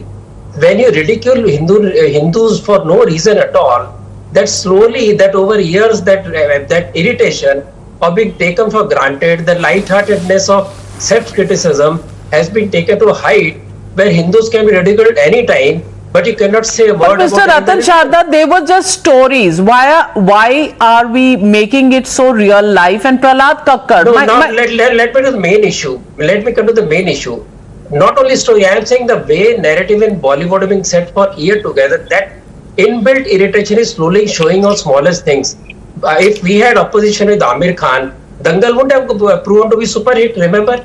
It proved to be super hit. Then why is boycott Amir Khan trending, boycott Lal Singh Chadda trending? You know, it also gives trolls a right to dictate what people are doing and influence what people are doing. And is that negativity really necessary? Is that negativity really necessary, Prahlad Kakkar? I want to ask you that question. You know, everybody has a freedom. If they want to see the film, they'll see it. If they don't want to see it, they won't see it, regardless of the trolls.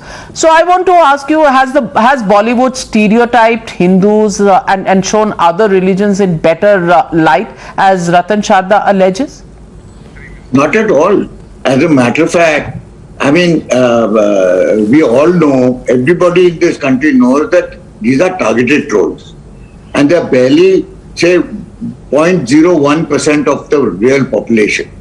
Whether they influence any other populations, the only way they can do it through intimidation. But just by trolling is not going to affect the film, to be very honest.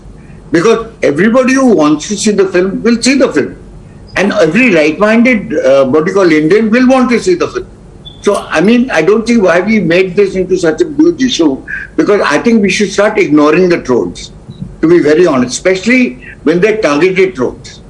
And they're very, very specific in their targeting, like what they did for Tanish, what they did for some of the ads. And eventually what happened was, at the end of the day, that the amount of people who actually logged on to Tanish websites were doubled because of the trolling, not singled. So people have to decide whether the trolls are right or wrong. So Kasturi, do you think this is a publicity stunt? Because according to what the ad man Prahlad Kakkar, the genius, says, actually it might make people watch this film even more, because it's a great publicity for the film. First of all, it's a great honor to be on a panel with Mr. Kakkar. I started my filmy career looking at Mr. Padamsi and Mr. Kakkar, actually. So nice to finally listen to his words. But you know, in his wisdom, he says that this is working out as publicity for the movie. But I don't think it's an intentional publicity stunt at all. I think it's very irritating for everyone concerned from a creation point of view. There is a movie that is being made, that is being placed in front of the people of India, and it is getting unwanted attention. If it turns out to be, you know, as they say, no publicity is bad publicity, then that's great. But here's what I have to say. I don't condone all of Amir Khan's opinions.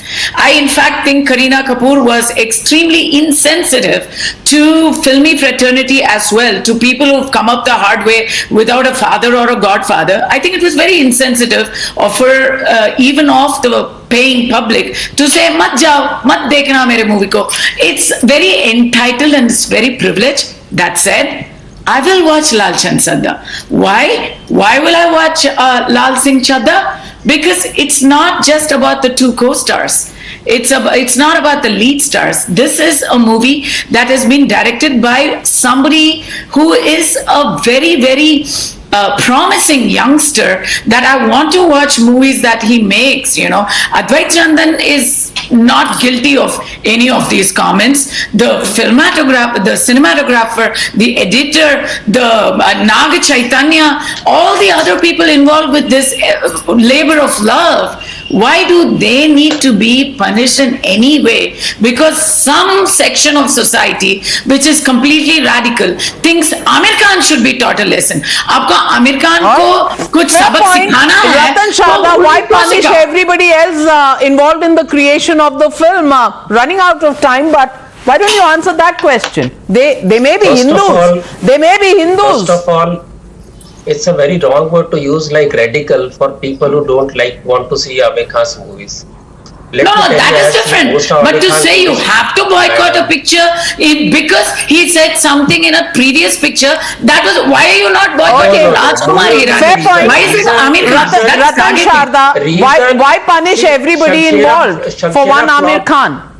So let us not say it's not a question of which film movie is dropped. Rohit Shetty, when he made the new movie, the villain was from Pakistan, was a Muslim, and on a TV interview he was asked why the villain is Muslim. Now this is the kind of mindset we have. We have to improve our mindset. But Pakistan didn't put a ban on his movie. And secondly, it is not question of Amir Khan saying something in the movie. Amir Khan saying the society which nurtured him for years to say, मुझे डर लगता है, मेरे भी को डर लगता है. This was has created resentment. Sir, every day I say I'm ashamed as a woman to be in India. Doesn't mean मेरे को भी छोड़ना है देश को. It's a movie. आप में तो Well, ladies and gentlemen, why are we so just hyper? Why can't we just calm down? Why can't you just take a film as a film that's a piece of art that is meant to be enjoyed by viewers and let the viewers take a call whether the film is good, bad or not so great? Why are we actually putting out trolls and telling people not to go watch the film? Simply because that's not the way India is meant to be, and it is teamwork. So why just hinge it on one man, Amir Khan? And those were his views.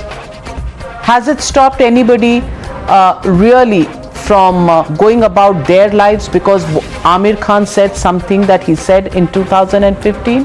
Why make a mountain out of a molehill? That is where India needs to think and take a call.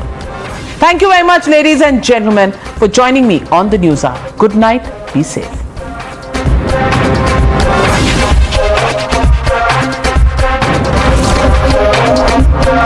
You were watching the News Hour at 9. Stay tuned. The fact of the matter is, whether it is imported inflation, whether it is tinkering of GST for a longer period, the fact is that the burden is on the common man. And the common man, frankly, doesn't really care about what's happening in the United States or the UK or Russia or Ukraine. They're worried about their day-to-day living and per capita incomes where they are in India. The pressure is as much, magnified on common people in this country than they are abroad. And of course, you have social security systems which exist abroad, which don't exist in India. So I come back to asking you the same question. Is the government really being rather hard-hearted when it looks at these issues? After all, running a country of the kind that India is, with poor middle classes, lower middle classes forming the bulk of the population, do you think the government is doing enough to cushion the impact on these classes of people? So let me say that as a policy maker, one has to make various trade-offs. So first of all, let me be clear that the government is fully cognizant of the spike in inflation. Otherwise, you wouldn't have seen the measures we have taken, including the Reserve Bank tightening monetary policy. So clearly, the tightening of monetary policy is one response to bringing down inflation. But do remember that this is a trade-off, because if you do tighten monetary policy too fast, too quickly, yes, it will bring down inflation, but then it will slow down growth, it will slow down incomes and so on and so forth. So there is a balancing act that has to be done. Ultimately, what do we want to do? We want to increase as far as possible the trajectory of welfare and real incomes. And in that context, we have to trade off between growth and inflation. So the trade-off that we are making right now is, rather than tighten so harsh that growth slows down, we are tightening somewhat, but not so much that growth slows down too much. So keeping GDP growth going, create jobs, which is an important question, which I hope we will come to later on. These are issues that are also foremost in our mind. So, given this balance we have done, I think the Reserve Bank's response is the correct one for this point in time.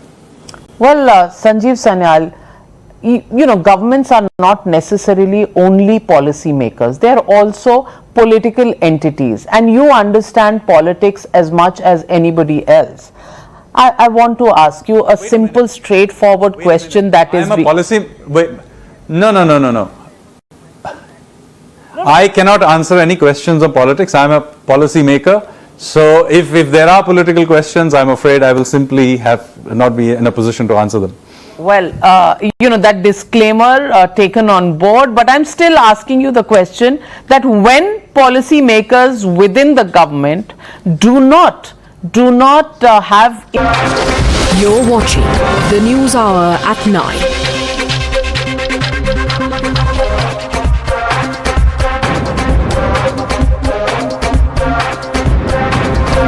You were watching the News Hour at 9.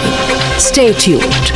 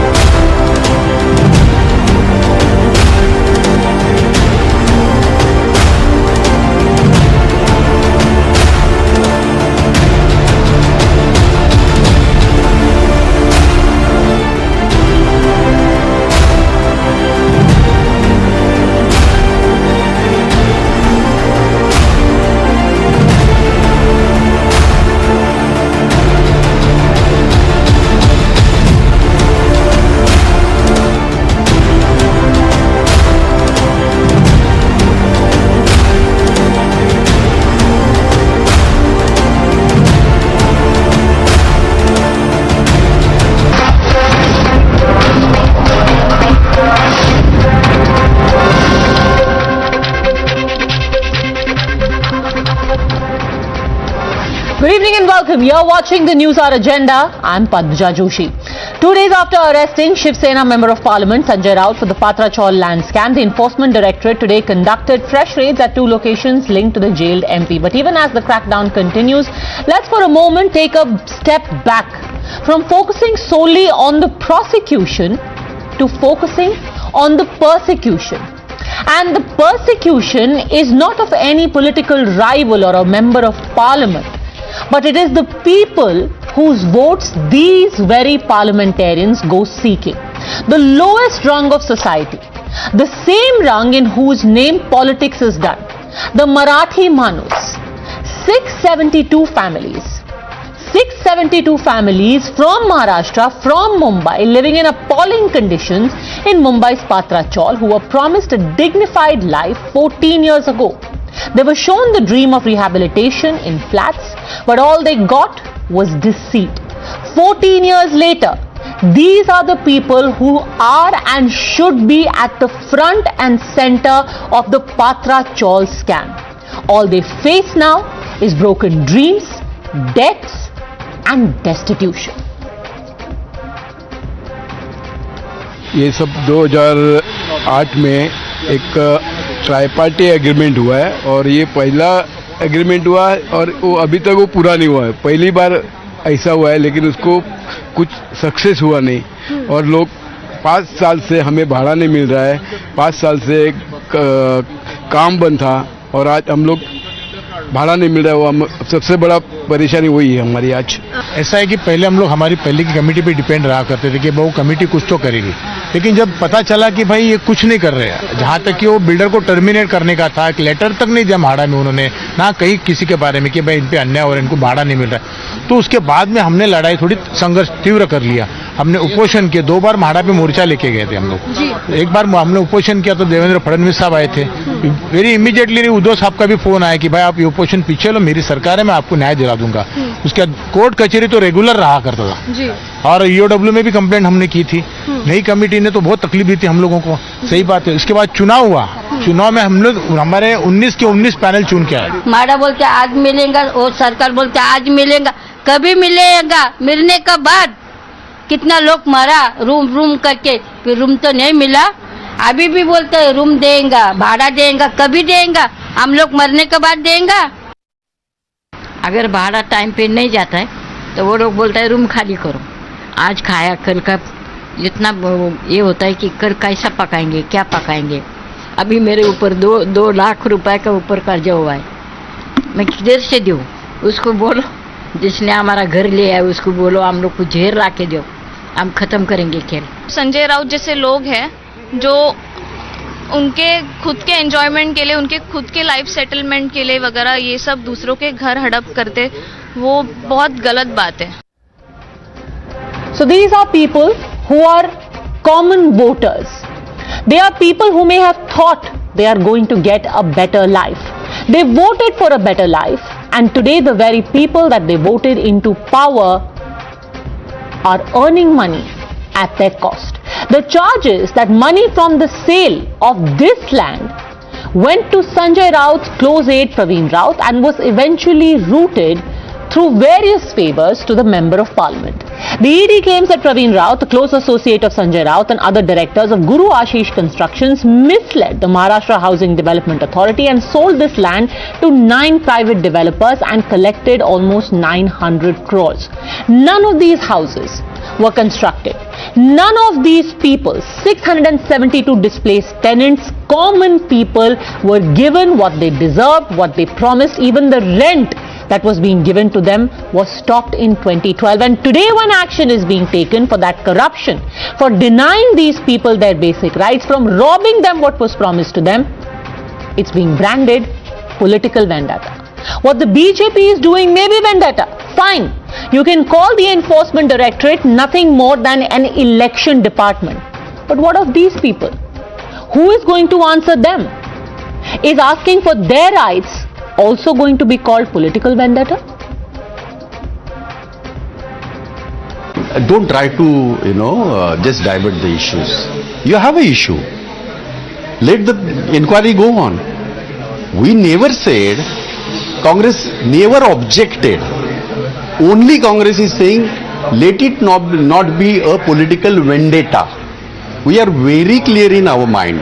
Congress समेत देश के कई सारे विपक्ष के लोगों को इस बात का दुख हुआ कि शिवसेना नेता पर ईडी ने कार्रवाई की। वहां पर वर्षों से रहने वाले बुजुर्ग लोगों को कई सारे वर्ष बीत गए, आज भी घर नहीं मिला।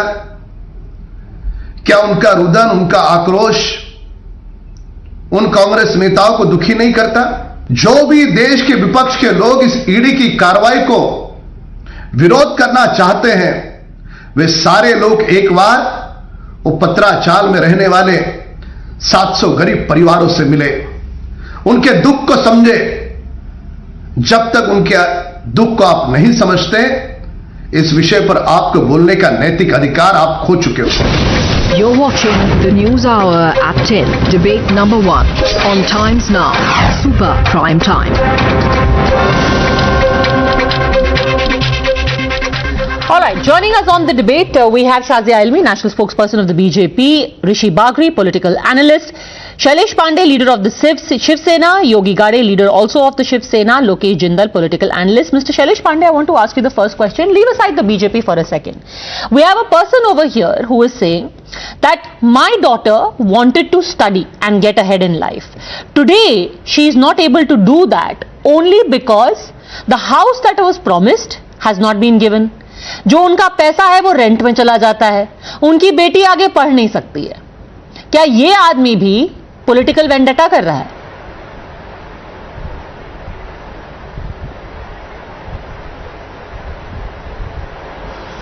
देखिए, इस वक्त जो विषय है ये आम जनता ही नहीं, पूरा महाराष्ट्र ने, पूरा देश ने पूरे गौर से इस वाकये को देखा है कि अभी हाल फिलहाल में ही बहुत सारे लोगों पर ईडी की नोटिस दी गई। बहुत सारे लोगों को जिनको ईडी ने उनके प्रॉपर्टी को अटैच किया, लेकिन वो सारे लोग जो एमपी है, एमएलएज है, अभी शिंदे गट के साथ, सर मैं शिंदे या तो उसके पहले भारतीय जनता पार्टी में चले गए, राउत ये सब छोड़ दीजिए, तो वो सारे लोग आप छोड़ दीजिए सर। फिर उनके ऊपर, मैं आपको महेश व्यास, आप शिंदे छोड़िए ना, मैं आपको महेश व्यास की बात सुनाती हूँ। महेश व्यास कह रहे हैं कि मैं 60 साल का हूं, मेरे घर वालों को 5 बार घर बदलना पड़ा है, क्योंकि जब भी हम किसी नए घर में जाते हैं वहां पर वो लोग भाड़ा बढ़ा देते हैं। हमें म्हाडा का घर पिछले 14 साल से मिला नहीं है और पिछले 5 सालों में हम 5 बार घर बदल चुके हैं। मुझे ऐसा लगता है कि 5 सालों में मेरी उम्र 10 गुना बढ़ गई है। आप महेश व्यास को बताइए, क्या यह विच हंट है?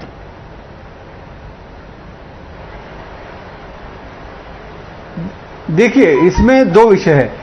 एक तो चलिए, जिनको घर नहीं मिला, घर बनना चाहिए था, घर बना नहीं बना, तो उसके लिए कौन जवाबदार है? नहीं बना नहीं बना, राज्य की क्यों नहीं बना भाई? बना नहीं बना क्या मतलब होता है?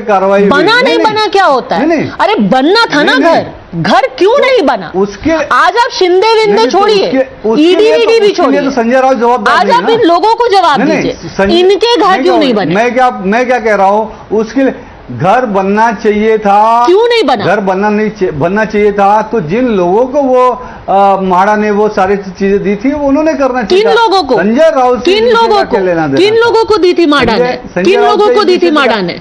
अरे म्हाडा ने जिन एजेंसियों को, किन संस्थाओं को ये डेवलपमेंट का काम दिया था, किन एजेंसियों काम था ना? किन एजेंसियों को? संजय राउत को तो उन्होंने डेवलपमेंट का काम दिया नहीं था। संजय राउत जी को मनी लॉन्ड्रिंग, ईडी का काम क्या होता है? मनी लॉन्ड्रिंग का विषय होता है, और आप यहाँ पे बात कर रहे हैं वो डेवलपमेंट का विषय। ये दोनों विषय अलग अलग है, नहीं अलग अलग विषय, नहीं अलग अलग है। जिसमें संजय राउत का प्रॉब्लम नहीं, या तो आपको लगता है, एक सेकंड सर, अलग अलग है शैलेश पांडे जी, या तो आपको लगता है कि लोग जो देख रहे हैं उनको कुछ पता नहीं है, वो बेवकूफ है। पूरे देश के ये जो घर बनने थे, ऋषि बागरी, एक second let me get in, Rishi Bagri, उनको कंस्ट्रक्शन का थोड़ा एक्सपीरियंस है। ये घर अगर नहीं बने, अगर महेश व्यास को घर नहीं मिला, तो ऋषि बागरी, शैलेश पांडे को बताइए कि बने नहीं बने, क्यों नहीं बने, ये क्यों नहीं बने घर, और किसकी जिम्मेदारी है कि ये घर नहीं बने, और इसका संजय राउत से क्या लेना देना है? ऋषि बागरी। एक्चुअली पद्मजा जी, देखिए इसमें क्या है कि हम लोग सबकी बात कर रहे हैं, लेकिन वो 672 लोग जो है जिनकी फैमिलीज का घर लिया गया था, 47 एकड़ में रीडेवलपमेंट होकर उनको घर मिलना था, आज तक वो लोग वेट कर रहे हैं, उसके बारे में कोई बात नहीं करता है। और ये जो डेवलपमेंट हुआ है वो एसडीआईएल और महादा और इन्होंने बीच में अनिल इंजीनियरिंग ने किया है, उसमें से 100 करोड़ रुपए प्रवीण रावत को मिले हैं, जो संजय रावत जी के भाई है, और उन्होंने वो पैसा पूरा डाइवर्ट किया है, उससे अलीबाग की 8 से 10 प्लॉट्स खरीदे अपने संजय रावत जी की वाइफ के नाम पे, अपनी वाइफ के नाम पे, और एक और स्वप्ना पाटकर के नाम से जो उन्होंने किए हैं वो हुआ है। तो दिस इज हाउ ये संजय रावत जी लिंक्ड हो गए हैं इस पर्टिकुलर पात्रा चावल स्कैम से। और दूसरी बात यह है कि अभी आपने देखा होगा रिसेंट वीडियो भी बहुत वायरल हुआ था जिसमें संजय रावत गंदी गंदी गालियां भी दे रहे थे स्वप्ना पाटकर को, जो कि उनकी जो सुजीत पाटकर, उनके जो खुद के एड है सुजीत पाटकर है, उनकी वाइफ का ही नाम है ये स्वप्ना पाटकर, उन्हीं को वो गाली दे रहे थे क्योंकि वो जब ईडी जब सुजीत पाटकर को रेड मारी थी तो उसकी वाइफ ने उनको फोन किया था। तब ये पूरा कन्वर्सेशन ये हुआ था। सिंपल जो आप बोल रहे हैं शैलेश पांडे जी, उसका जवाब ये है, माडा ने गुरु आशीष कंस्ट्रक्शन और एचडीआईएल को इसका कॉन्ट्रैक्ट दिया। गुरु आशीष कंस्ट्रक्शन है प्रवीण राउत पैसा देते हैं संजय राउत को। तो अगर आज महेश व्यास अपनी बेटी को नहीं पढ़ा पा रहे हैं, उसकी जिम्मेदारी है गुरु आशीष कंस्ट्रक्शन, उसकी जिम्मेदारी है प्रवीण राउत और उसकी जिम्मेदारी है Sanjay Raut. This is how the dots are connected.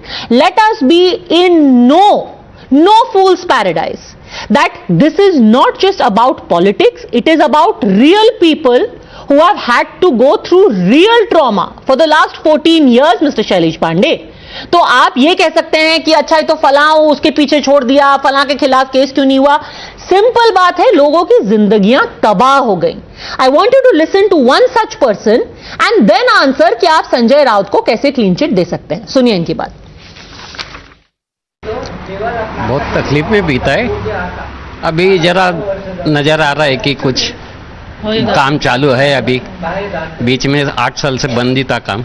6 साल भाड़ा नहीं मिला हम लोग को। 6 साल आपको भाड़ा भी नहीं मिला। लाइफ में बहुत चेंजेस आ गया। 10 साल उम्र और कम हो गया है ना, जो फिट रहना चाहिए था उसमें और कमजोर, टेंशन से बहुत कमजोर हो गए। जितेंद्र अवार्ड साहब जो मिनिस्टर थे, हम उनको पर्सनली जाके मिले, उनको लेटर दिया कि आप 18,000 रुपये क्यों रुके हो। जब आप कॉन्ट्रैक्टर को करोड़ों रुपया का इंक्रीज देते हो तो टेनेंट को 40 में से 1000 क्यों दे रहे हो। तो मैं तो जितेंद्र अवार्ड को भी इसमें शामिल कर रहा हूँ। और सोसाइटी ने जो बड़ा घोटाला किया है उसके बारे में ईडी क्यों एक्शन नहीं ले रही है। शासन प्रशासन गवर्नमेंट की तरफ से सिर्फ पासिंग द पार्सल का खेल चल रहा है। वो आएगा वो बोलेगा सरकार चेंज हो गई, ये बोलेगा आईएएस ऑफिसर चेंज हो गए। इस पासिंग द पार्सल में पीसा जा रहा है, वो यहाँ के लोग पीसे जा रहे हैं। बताइए मिस्टर पांडे, किसकी गलती है कि इन लोगों को अपने बच्चों को पढ़ाई का पैसा नहीं है, इनके पास भाड़े का पैसा नहीं है, ये कह रहे हैं कि हमारी जिंदगी खत्म हो रही है। Their life has been turned into hell. How can Sanjay Raut not be held responsible for this?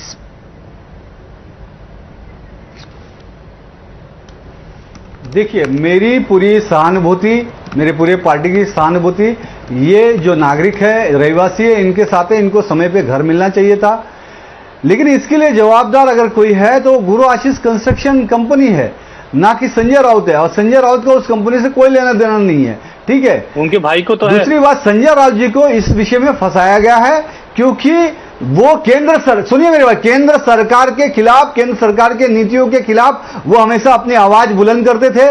बार बार उनको जैसे आपको पता है ना कि ये बात जग जाहिर है, ये बात इन्वेस्टिगेटिंग एजेंसियां बता रही हैं कि अगर कोई एक जिम्मेदार है गुरु आशीष कंस्ट्रक्शन, उसका सीधा लेन देन संजय राउत जी से है।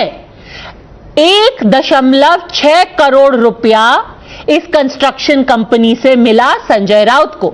2 लाख रुपए महीना मिला इस कंस्ट्रक्शन कंपनी से संजय राउत को। तो अगर कोई एक आदमी है जिसको जवाब देना है, वो है संजय राउत।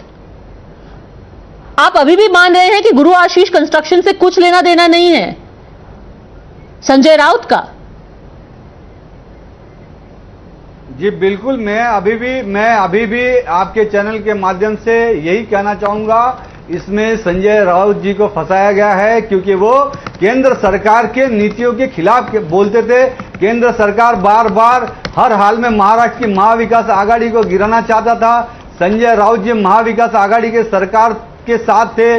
भारतीय जनता पार्टी केंद्र सरकार यहाँ पर भाजपा शिवसेना की सरकार बनवाना चाहती थी और आज उन्होंने ईडी का दुरुपयोग तो अगर ये भाजपा की सरकार बननी थी तैयार करके तो फिर 2008 में क्यों घोटाला हो रहा था सर? माध्यम से बनाई, ये एक तरह का लोकतंत्र की हत्या होने का काम महाराष्ट्र के अंदर हुआ है और महाराष्ट्र की जनता ने ये खेल केंद्र सरकार के जो केंद्रीय यंत्रणाएं हैं उनका देखा है और आने वाले समय में महाराष्ट्र की जनता केंद्र सरकार को, भाजपा को माफ नहीं करेगी। ठीक है, महाराष्ट्र की जनता तो अभी आपके स्क्रीन पे है सर, और महाराष्ट्र की जनता का जवाब आप अभी तक दे नहीं पा रहे हैं। संवाद यात्रा में आ रहा है, पूरा जनता रास्ते पर हो रही है, जनता आक्रोश। एक सेकंड शैलेश पांडे जी, एक सेकंड शाहजी, कहता हूँ ठीक है, आपका भाषण हो गया, आपका भाषण हो गया, आपका भाषण हो गया भाई साहब, आपका भाषण हो गया।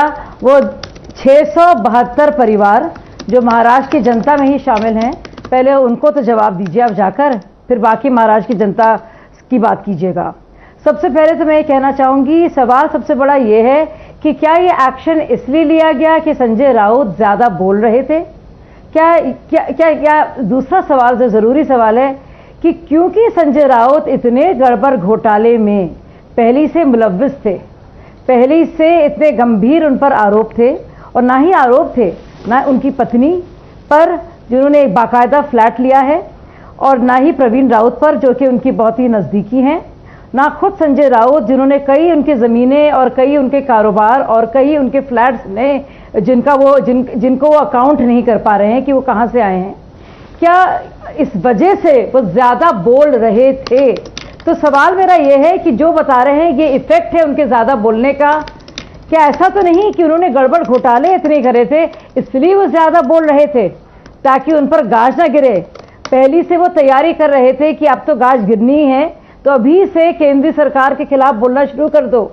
मुझे लगता है कि चाहे कोई भी पार्टी हो, भाजपा हो, शिवसेना हो, कांग्रेस हो, गरीब लोगों का पैसा जो लोग ने अपनी बहुत ही मेहनत मशक्कत से इकट्ठा किया हो वो उनको पूरा मिलना चाहिए। और ये पूरा जो बिल्डरों का माफिया है, जो नेक्सस है, गुरु आशीष कंस्ट्रक्शन, 9 बिल्डर कंपनियां, HDIL, और जिस तरह से पूरा हिसाब किताब इसका हुआ है इधर से उधर, और पूरा जो रिश्वत का पैसा है, अगर आप पूरा इसमें फ्लो चार्ट बनाएंगे और डायग्राम आप देखेंगे, in fact, let's take out that flow chart. We have the exact trail of how the money has gone. And just to simplify for our viewers, and this is the point we've been trying to make, the more you obfuscate, the more it seems like some kind of a political fight. The thing is very simple.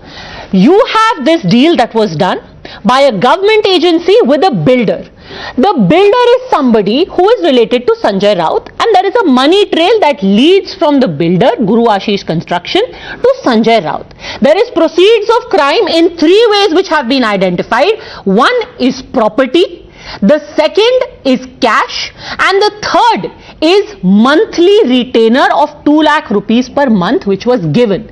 None of this has been explained so far according to the Enforcement Directorate. So today on the one hand, you have people who only have unfinished buildings to look at, and on the other is Sanjay Raut. Who should answer to these people? Lokesh Jindal. First of all, one of the panelists, he stated that Praveen Raut is Sanjay Raut's brother. It is factually incorrect.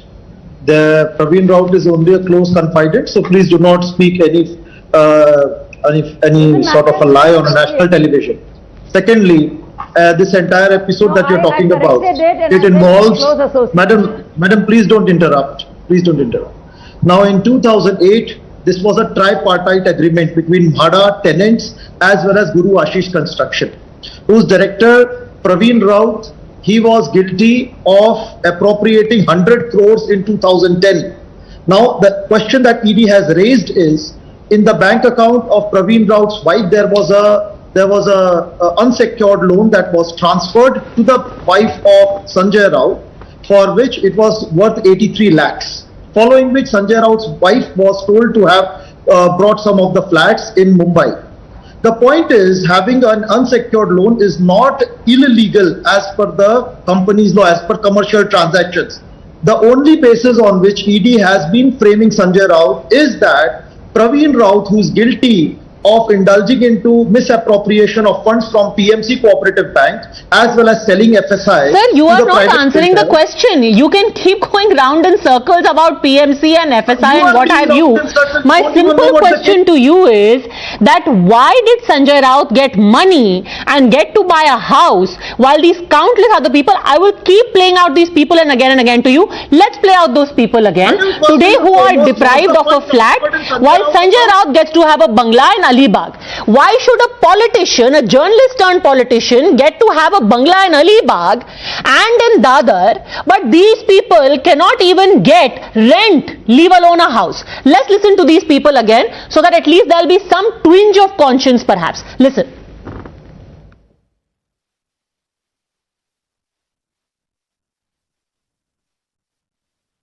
ये सब 2008 में एक ट्राईपार्टी agreement हुआ है और ये पहला agreement हुआ है और वो अभी तक वो पूरा नहीं हुआ है। पहली बार ऐसा हुआ है लेकिन उसको कुछ सक्सेस हुआ नहीं और लोग 5 साल से हमें भाड़ा नहीं मिल रहा है। 5 साल से काम बंद था और आज हम लोग भाड़ा नहीं मिल रहा है। वो हम सबसे बड़ा परेशानी वही है हमारी आज।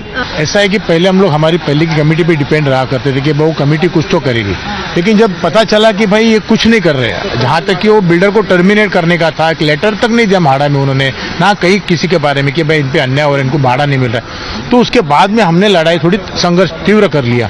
हमने उपोषण किए 2 बार। Go on, Lokesh Jindal. What I intend to say over here is that entire issue has been that there were certain funds that were transacted in the form of unsecured loan on which Sanjay Raut is being held responsible under the violation of Prevention of Money Laundering Act 2002. The ED must perform its duty. It must do its job. In 2022, it had given a notice to Sanjay Raut for which the proceeding is being undertaken, but he is not held guilty. The point is the manner in which ED has been functioning is so as to have some form of a political vendetta on anybody who opposes the central government. This is something which is dangerous. It is acting like the seditious law that was introduced during the time period of the British in 1870. The point is, let ED function as an autonomous body. Let PMLA be there for everyone, whether it is Smriti Irani, whether it is Sanjay Raut, whether it is anybody. Let ED function independently. Let us not tarnish the image of any politician on the media just for political mileage. It is very interesting that you mentioned now that the ED is not functioning. Before Rishi Bagri responds to you, you say that ED, CBI, nobody is functioning independently. Just as a statistic, let me remind you that under UPA 2, for every Congress member that the CBI acted against, they acted against 3 of their rivals. In UPA 2, 85 individuals or groups seen as critical of the Congresses were targeted by central agencies, working out to an average of 17 cases per year. That's just for your information, Mr. Jindal.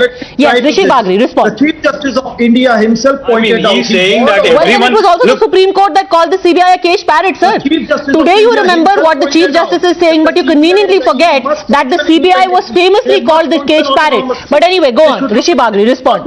No, Padmaja, what he is saying is that Sanjay Rawat and Pravin Rawat are actually, they are not even, they don't even know each other. That's not true. I mean, everyone in Maharashtra knows that Pravin Rawat is a close confidant and associate of Sanjay Rawat. Being the front man of the Sanjay Rawat, he utilized his proximity of the Sanjay Rawat for obtaining the approval from Mamata and other more advantages he has got from Mamata. You need to understand. And for that, Pravin Rawat got 100 crore of kickbacks from the SDIL, which you diverted in other things. This all money trails are there in the investigation. He is under judicial custody. Everything has been done, and with that proceed of the crime, he has actually invested a flat in Dadar and 8 to 12 plots in the Alibag in the name of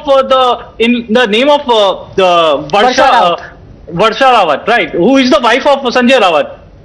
Yes, go on, Mr. Gade. You're from the Shiv Sena. You are a dyed-in-wool Mumbaikar. What do you have to say to these people? Yes, if you do, I have not interrupted you all this while, so I hope you don't interrupt till I'm finished. Now, firstly, these families have need to get justice. Yes. How, sir? Secondly, how will they get justice? This very lofty ideal of justice that you speak of, they don't want justice, they want their houses. And I don't know if you heard, one of those people said, we went to Uddhav Saab, and Uddhav Saab said, हाँ मैं करवाऊंगा, और फिर कुछ नहीं हुआ, फिर rent भी खत्म हो गई, फिर पैसा भी नहीं मिला, घर भी नहीं मिला. जस्टिस तो ठीक है, कब मिलेगा जस्टिस सर? आप तो सरकार में थे ना? If you let me talk, I'll be able to answer. Yes, go on. If you interrupt, then I will not be able to answer your question. Yes, so I just request you, if you have called us on the show, please let us answer. Okay, now coming to your question, yes, it is. Even I believe in this fact, be it any political person from any party, if he is indulging in corruption, the agencies will deal with it. There is a judicial system in our country. We cannot run media trials and give verdicts on national television. On this, there is a. Sir, this is not a media trial. 1 minute. Yes, this is not a media trial. This is just bringing to you the voices of the people who are actually affected. If anything, it is a trial in the people's court. Because it's these people you'll have to answer to, not to us. Yes, ma'am, let me talk. I didn't interrupt when you were talking. And secondly, if you have noticed one thing, any political party, political leaders entering BJP or the aligning with the BJP, they are not getting ED notices. There are 4 MLAs from the Shivsena who have got ED notices. Now they are with the BJP faction. So once if you enter BJP, you become holy. Why is it selective targeting? I believe I literally just mentioned to you, sir, that if you are going to talk about selective targeting, that happens under every government. But that is not even the debate right now. The debate is not about obfuscating about who is the political party to blame, who are your political opponents. The debate was very simple, that today you have to answer to these people. And I think it is quite clear you do not have those answers. I'm going to leave it at that. Thanks very much, all gentlemen. Shazia Almi for joining me.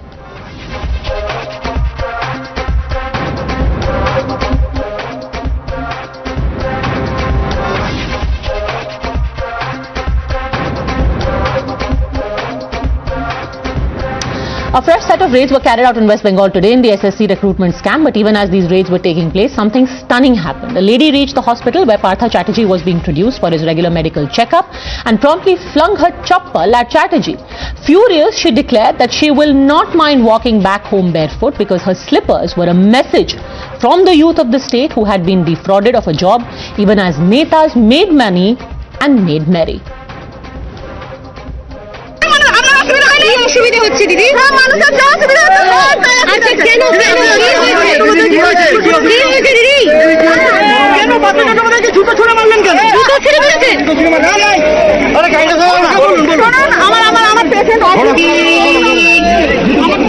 আমি ওনাকে জুতো মারতে আসছি জুতো মেরে আমি খালি পায়ে পড়ে যাচ্ছি কেন জুতো মারলেন কেন আরে জুতো মেরে কি আপনারা জানেন না হ্যাঁ জনসাধারণে কত গরিব মানুষের টাকা নিয়ে কোটি কোটি টাকা লাখ কিনে রেখে দিয়েছিল কেন ওনাকে এসি গাড়ি চালিয়ে ওনাকে গলায় দড়ি দিয়ে টানতে টানতে নিয়ে আসবেন এসি গাড়ি আপনি জুতো মেরে খুশি হয়েছেন তো হ্যাঁ আরে খুশি হতে হয় জুতো যদি ওনার টাকা লাগতো থ্যাংক ইউ আপনি এখন খালি পায়ে যাবেন Now this was the face of public anger. This outburst has been called by Didi's opposition as the expression of the public's ire. Anger at delayed action against a tainted mantri, anger at the continuance in power of several other netas similarly connected to the recruitment scam, anger at the future of an entire generation being blighted. Today the anger is of a manus feeling let down by their ma on their own marty.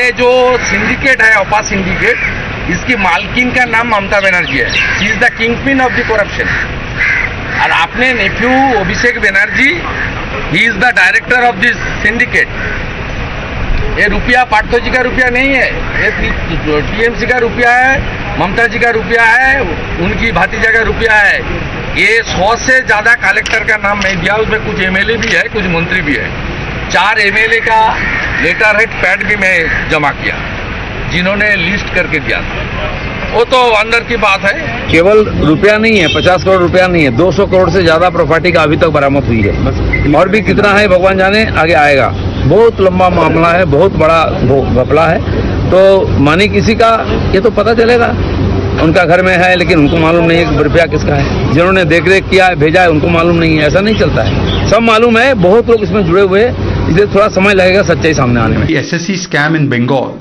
It does not end at Arpita. It does not end at Partha, but it is a scam of the TMC, for the TMC and by the TMC. It reflects the complete institutionalization of corruption and corruption of every institution under Mamata Banerjee's watch. Meanwhile, this public backlash came on a day when the Enforcement Directorate carried out fresh raids of properties related to Partha, Chatterjee and Arpita Mukherjee. A total of 7 places were raided across Kolkata and neighbouring areas. 2 residences of Arpita were searched along with 2 nail art studios in South Kolkata and Tobin Nagar in North Kolkata.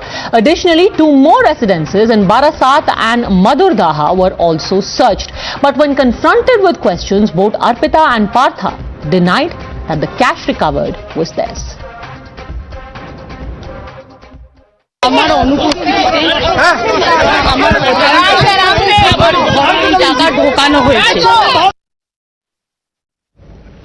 With more and more ill-gotten proceeds of crime being unearthed from flats to farmhouses to actual cash and gold, is public mood now prominently anti-corruption, and is the TMC underplaying and misunderstanding the public anger that was perhaps exemplified today by this lady with a slipper?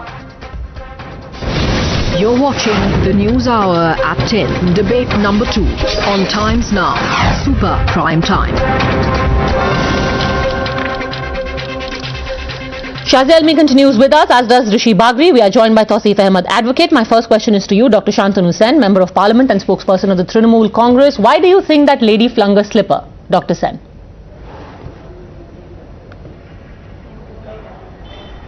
As you have rightly said, this might be the expression of common public anger, but at the same time I must let you know once again that our party and our government has categorically expressed its views that we have got nothing to do with the money recovered, we have got nothing to do with the lady from whose that money has been recovered, and we have got nothing to do with this incident, and that's why our party and our government have taken strong step. And we strongly demand that this ED probe should be completed as early as possible, and the reality should come on in the bright daylight. And if the person concerned is proved to be guilty, party and government will be taking some more step, and he is proved to be not guilty, then otherwise so you're saying the anger is not at the government, the anger is only with the individual Partha Chatterjee and Arpita Mukherjee. It's at individuals, not the government, not at the party. 100%. Anger and question doesn't arise. Our government is 100% pro-people government. That's why our government is getting blessings in each and every election, even in more quantum in comparison to the previous election. Their question doesn't arise that there is any anger against this government. Shazia, because our government the anger is against a man. And perhaps there is only one leader who is Madam Mamata Banerjee. Mamata Banerjee is the Didi. This man is the corrupt person. Who is absolutely a pro-people leader in the country. Pro-people leader, Shazia Almi. Come on, what are you telling, madam? What are you telling? I think it's a matter of... What are you telling? So what are you telling? It's a matter of great... I'm saying that she is a pro-people person. I strongly object. No, I think it's a matter of Mr. Sen. No, I'm sorry, just a second, Shazia Almi. What is the objection to? Just a second, Dr. Sen, what is the objection to? Prior to that, I strongly object. To what? No, behave. Why did you tell that Madam Mamata Banerjee is a corrupt person? Why? Did I tell that? Because you've been caught red-handed. Did I tell that? Because I strongly object. I'll write a letter of objection to your editor. Because you've been caught red-handed. No, this is Shazia Almi, not the anchor. This is Shazia. Mamata Banerjee was caught red-handed. I quit your program with strong objection. I quit your program with strong objection. Dr. Sen, that was said by Shazia Almi of the BJP. Of course you'll quit. Hold on a second before there is any more confusion. What you are mistaking as me saying Dr. Sen has been said by Shazia Almi of the BJP. Let's make that absolutely clear. Go on. Shazia Almi, what were you saying? And then Dr. Sen, you will respond. Go on. I'm saying perhaps Mr. Sen is so angry because he's covering up the shame and acute embarrassment at being caught red-handed at this huge travesty. I mean, at this biggest scam of it all, and at the time and time again we come to know just how corrupt the Mamata Banerjee government is, and how blatantly arrogant and callous and cruel it is, and how it is, what about the Mehul Choksky scam? Like, I mean, it is what about the DHFL scam? Literally like Dracula, like vampire. Scam? You know, just see what you, just go, just look. No, at but you, answer sir. Dr. Look at Sen you, where he sir. says, Look at you, I sir. have got nothing to do with the cash haul. On your watch, so TMC much has got nothing to do with Arpita. So much money. The anger is money has against been one unearthed. man who used to be a mantri. The chappal is for Mr. Chatterjee, not for anyone else. Shazia. How did he get so much money? No, how did he get so much money? Where was the money coming from? It was happening all under the watch of Mamata Banerjee. He was a minister. I mean, can you even get away with this?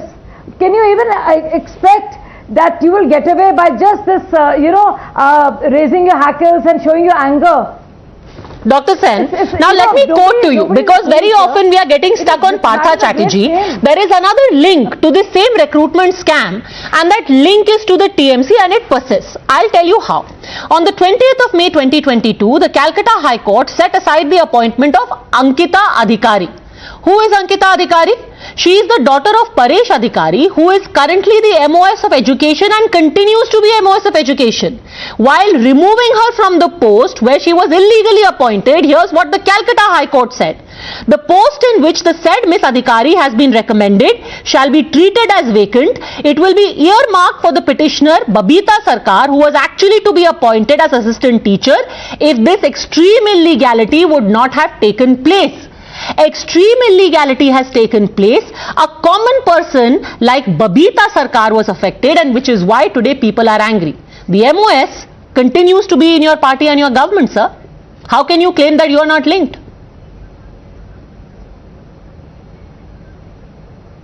How can you prove that we are linked? We have got nothing to say against the court verdict. We always abide by the verdict given by the court. We are unlike Bharatiya Janata Party. Because the minister is still in your government and his daughter was illegally appointed as pointed out by the Calcutta High Court. The Calcutta High Court said that the daughter was illegally appointed. He continues to be a minister. It's a contradiction. The court has taken. Do you realize that court has taken its step. Court has taken its step. We have got nothing to do. We demand the probe to be completed as soon as possible. Because so far the past records. Whom you are talking? Whom are you allowing to speak? What is there to be? Whom you are allowing to speak? Me or my other colleague? Your turn, Dr. Sen. Go on, Dr. Sen, but answer. You are saying. Whom are you allowed to speak? You are allowed to speak. Then why? Okay, fine. You have untrammeled time. Don't act like a party fan. You have untrammeled time. Just a second, Shazia. No, sir. I have a very clear question to you based on facts. You said I have got nothing to do with Arpita Mukherjee. Perfectly correct. You said we have sacked Partha Chatterjee. Perfectly correct. But there is also another link that is there from your party, which is of your current minister, whose own daughter was illegally appointed in the same scam. He continues to be in your party. He continues to be in your ministry. How are you saying that people don't see any link with your party and they are not angry with your party then? I have got perfect answer to your perfect question, but prior to that, my humble submission: when you are sitting on the chair of an anchor, be neutral. Don't be a party person, right? I am quoting from the Calcutta High Court judgment, sir. To answer. From no party. Yeah, that's why. You allow me to answer. You allow me to answer. Go on. I have got nothing to say against the court order. I have got nothing to say against the court order. I have said Trinamool Congress and Trinamool Congress run government wants this probe to be completed as early as possible. Because unfortunately what the statistics show is a very poor one. ED cannot complete any case not before 8 years or 9 years or 10 years. ED search rose by, let me tell you, give you data. Earlier, from 2004 to 2014, 112 raids were done. Now nearly 3,000, out of which only 18% of trial was done, and the conviction rate is 0.5%. So Dr. Sen, when it has started the probe should be completed as early as possible. So Dr. Sen, are you saying, just a second, are you saying that the ED investigation has been started as a matter of a witch hunt? The entire investigation is only a witch hunt. Is that what you are saying? Let me give you some example. Each and every person of this country now knows how these ED and CBI are being utilized as political tool. In last few months only. But sir, Dr. Sen, you're not answering the question. Congress. No, but Dr. Sen, you're not answering the question. Very respectfully, my question to you is different. The investigation into this entire scam, then what I am do you think it is a witch hunt? Did I say so? But I am giving you some statistics to prove that ED and CBI, these are being utilized purposefully, specially against the opposition leaders. But this investigation is being done on the orders of the Calcutta High Court. But sir, this investigation has been done. You are interfering. On the orders of the Calcutta High Court. The Calcutta High Court said, and I quote, on the 3rd of March 2022, a single judge bench asked for a CBI probe because, and they listed the reason for a CBI probe. You are saying this entire thing, or your party has insinuated that the entire investigation by ED or other agencies is politically motivated. However, the fact is different. The fact is this was ordered by a court. The not only this one. Come on. The CBI investigation was started. Not an anchor. Sir, I am quoting from the court judgment again. You are interfering. I am very, court judgment. Sir, I am quoting from a judgment. Don't want to put your words to my mouth. I'm not. You are acting as a BJP spokesperson. Sir, I am putting my own words out. Sitting on the chair. I am putting my own words out. Sitting on the chair, you are of an anchor. You are acting as a BJP spokesperson. I am actually a spokesperson for the Calcutta High Court in this present case. Because here is what the Calcutta High Court. Please humor me for a second. You are acting as a spokesperson of Bharatiya Janata Party. Sir, I am very, very faithful to facts. I am giving you certain examples. I am giving you the name of. Just give me a second.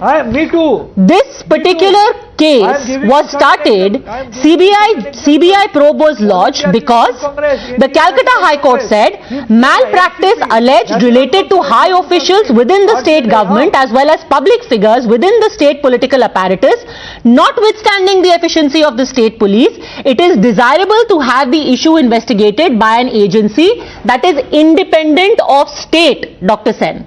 That's what the Calcutta High Court said, that this must be investigated by an independent agency, Dr. Sen.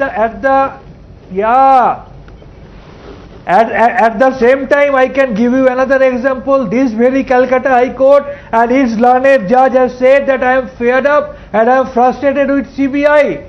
Investigation could have been done in a better way than by state. This is not the statement made by me. This is the statement made by the same Calcutta High Court you are talking about. I am giving you certain data. Abhishek Banerjee, Madan Mitra, these are from Trinamool Congress. Sonia Gandhi, Rahul Gandhi, P. Chidambaram, D.K. Kumar, they are from Congress. Anil Prabha, Sanjay Raut, Uddhav Thackeray's relatives, they are from Shivshankar. NCP, Sharad Pawar, Ajit Pawar, Nawab Mullik, Anil Deshmukh. National Conference of Jammu and Kashmir, Farooq Abdullah, Omar Abdullah. RJD, Lalu Prasad Yadav, Tejoshi Yadav, Misha Bharti, AAP, Satyendra Jain. Who are those? So do you think only the opposition leaders are culprits and rest are goody boys? But the investigation into most of these have been ordered by courts. CBI and ED are being utilized purposefully. Are you saying the courts are handmaidens of the government ordering these investigations? What about the DFL scam? What about the DHFL scam? What about the RKW scam? Okay, Rishi Bagri. What about the CPR scam? What about the BAPOM scam? What about Ramesh Pokhriyal? Padmaja, the coming, sir, let me speak.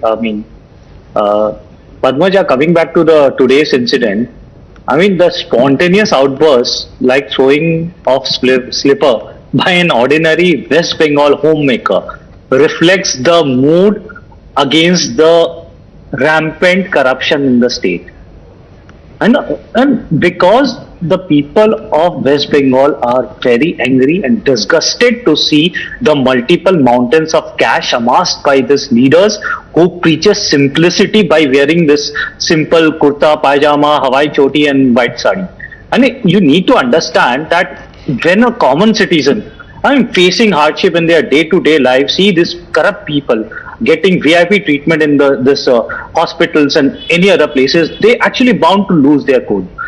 Partha Chatterjee today is the symbol symbol of Mamata Banerjee's corrupt establishment. And the woman walking back barefoot is the powerful symbol of Bengal's resistance against the TMC's oppressive regime. This is how the things are. Each and every bundles in this corrupt, the cash files represent a story which represent money which has been looted from a young person, who has been extorted from the young persons who have emptied all his household savings or have taken loan from his relative all the time, and he is not getting a job. One is a symbol of repression, the other is symbol of resistance. Tausif Ahmed.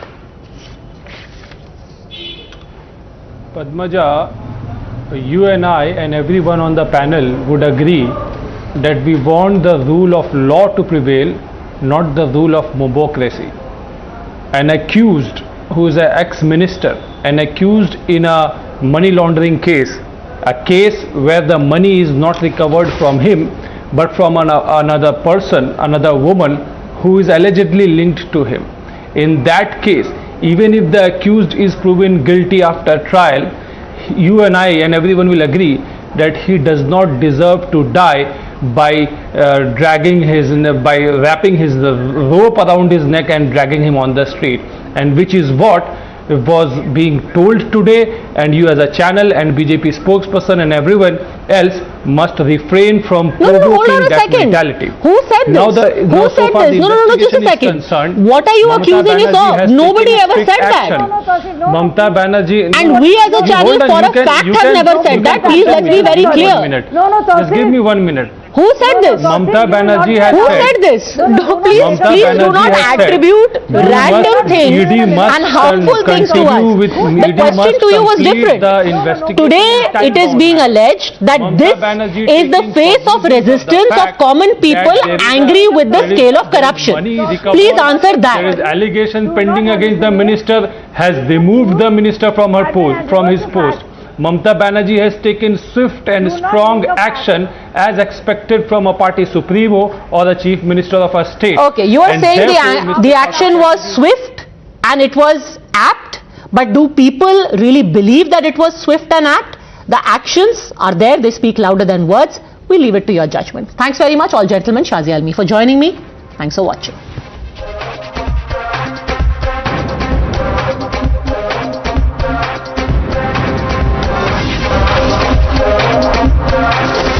The News Hour at 10 will be right back after the break.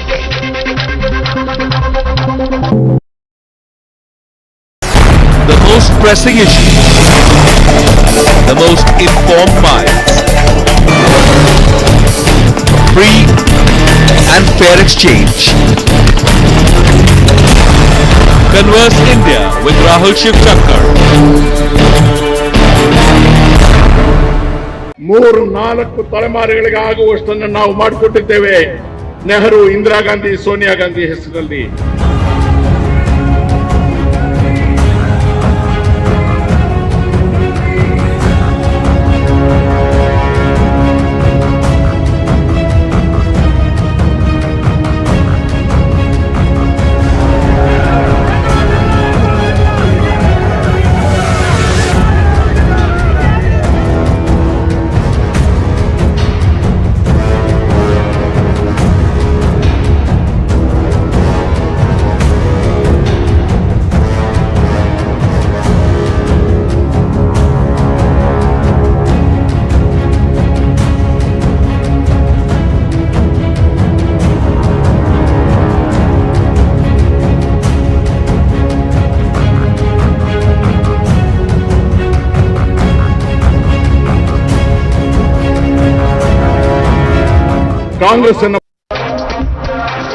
You're watching the News Hour at 10.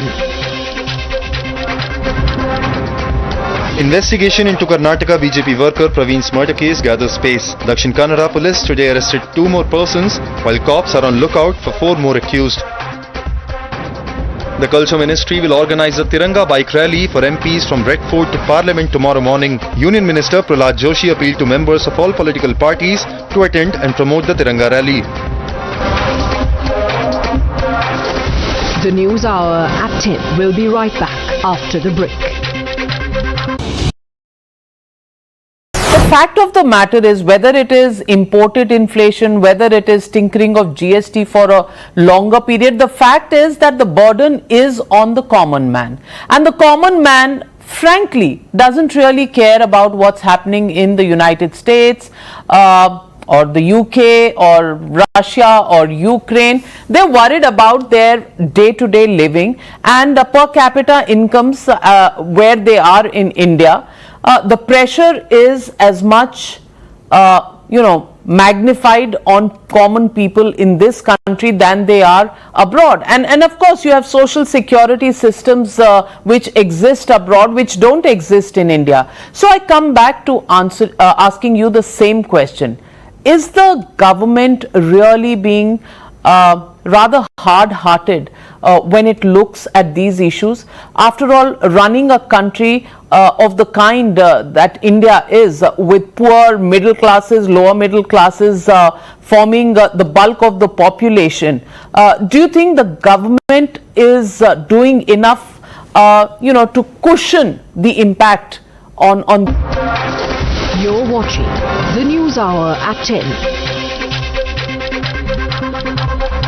Union Minister of Parliamentary Affairs Prahlad Joshi said that BJP will hold a crucial meeting on August 5 on the upcoming vice presidential polls. Amid power tussle in Karnataka Congress camp, third name emerges for CM candidate Veerappa Moily has openly backed Senior Patil for the post.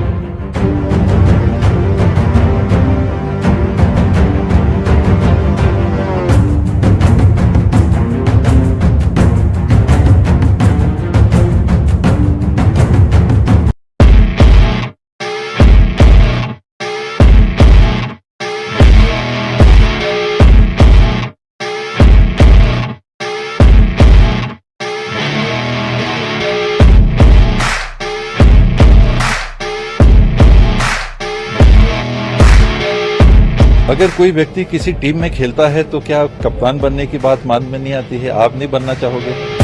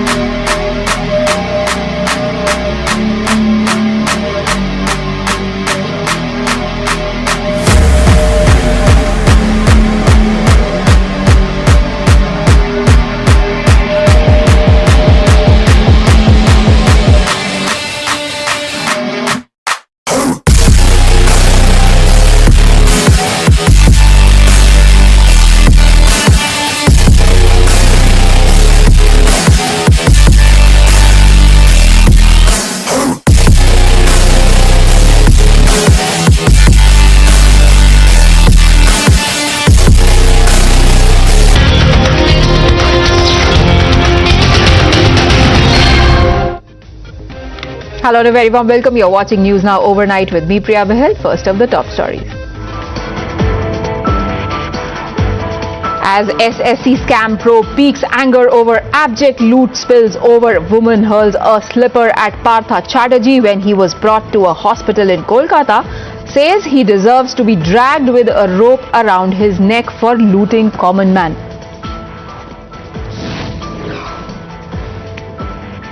Partha and aide Arpita's ED custody ends tomorrow. Agency conducts searches at more properties linked to the duo. Questioned over mountains of cash found at her residence, Arpita Mukherjee says, "Not mine, kept there in my absence." As Enforcement Directorate conducts fresh raids at 2 locations linked to Sanjay Rawat, Patra Chaul scam victims speak up. 14 years since being promised a house, they are still forced to live on rent. To be compensated, even the rent stopped coming after 2015. After questioning of Sonia and Rahul Gandhi in National Herald case, ED conducts raids in at least 14 locations across the country, prompts protests. US House Speaker Nancy Pelosi lands in Taiwan amid threats. China warns Washington will have to pay the price for undermining Beijing. America responds, "Don't overreact." US eliminates Al-Qaeda chief Ayman Al-zawahiri in a drone strike, triggers infighting among Taliban and Pakistan over who sold him out. Second Nigerian national with no foreign travel history tests positive for monkeypox in Delhi, 8th case in India. Indian lawn bowls team wins a historic gold in women's fours. Men's table tennis team defeats Singapore in the finals. Total medal tally stands at 10. And breaking developments coming in late in the night from Andhra Pradesh, where 50 workers had to be hospitalized after a gas leak was reported in a company located in Achutapuram. Workers are said to have fallen sick after the leak and complained of unconsciousness after vomiting and nausea. My colleague Somit joins us for more details on this. Somit, what can you tell us? Do we know anything about the reason for this leak? Well, actually, the employees speaking to, our local reporters have said that, she was admitted to the hospital. Actually, they have started around 2,000 workers have started the shift around at 2 p.m. today, and later, at 6 o'clock, they were given break by the seniors, and immediately, they have, went out from the premises of the company, and while returning at around 6:30 p.m., the woman said that the employees have noticed some smell, some gas smell, and they have, they just thought that it is normal as usual, and they have entered into the premises, and later after 15 minutes, they noticed that smell, the gas was spread across the company, and they have asked the seniors that we will vacate and we will move outside the company, but the seniors didn't allow them, and they said that the intensity of the gas spread is more outside, and they have asked the women employees to stay inside. Later, 10 women employees immediately fell unconscious after suffering with vomitings and nausea, and immediately they have been shifted out from that place. And then the seniors have allowed these women to go out, and till then, more than 30 women fell unconscious in the premises of the company, and later the number reached the 50. However, the company employees, out of panic, immediately more than around 2,000 employees ran out from the company, and later, these 50 women have been shifted to local Anakapalli hospital, and even few shifted to the Visakhapatnam hospital. And as of now, the officials from the CMO and the SP have said that, as of now, the situation is under control. The premises has been seized, and no one is being allowed to come into that premises. And the PCB officials have been notified, and they are reaching the spot, and they will be investigating the matter, whether what is the cause for the gas leak and what is the nature of the gas leak. This is yet to be known, but it is confirmed that gas leak reported, and 50 women suffered illness, nausea, vomiting, and giddiness, and they fell ill, and they've been shifted to the hospital. As of now, the doctors are treating them in both the hospitals, and one in Visakhapatnam, one in Anakapalli. And the situation, as of now, the officials are claiming that it is under control, and the doctors are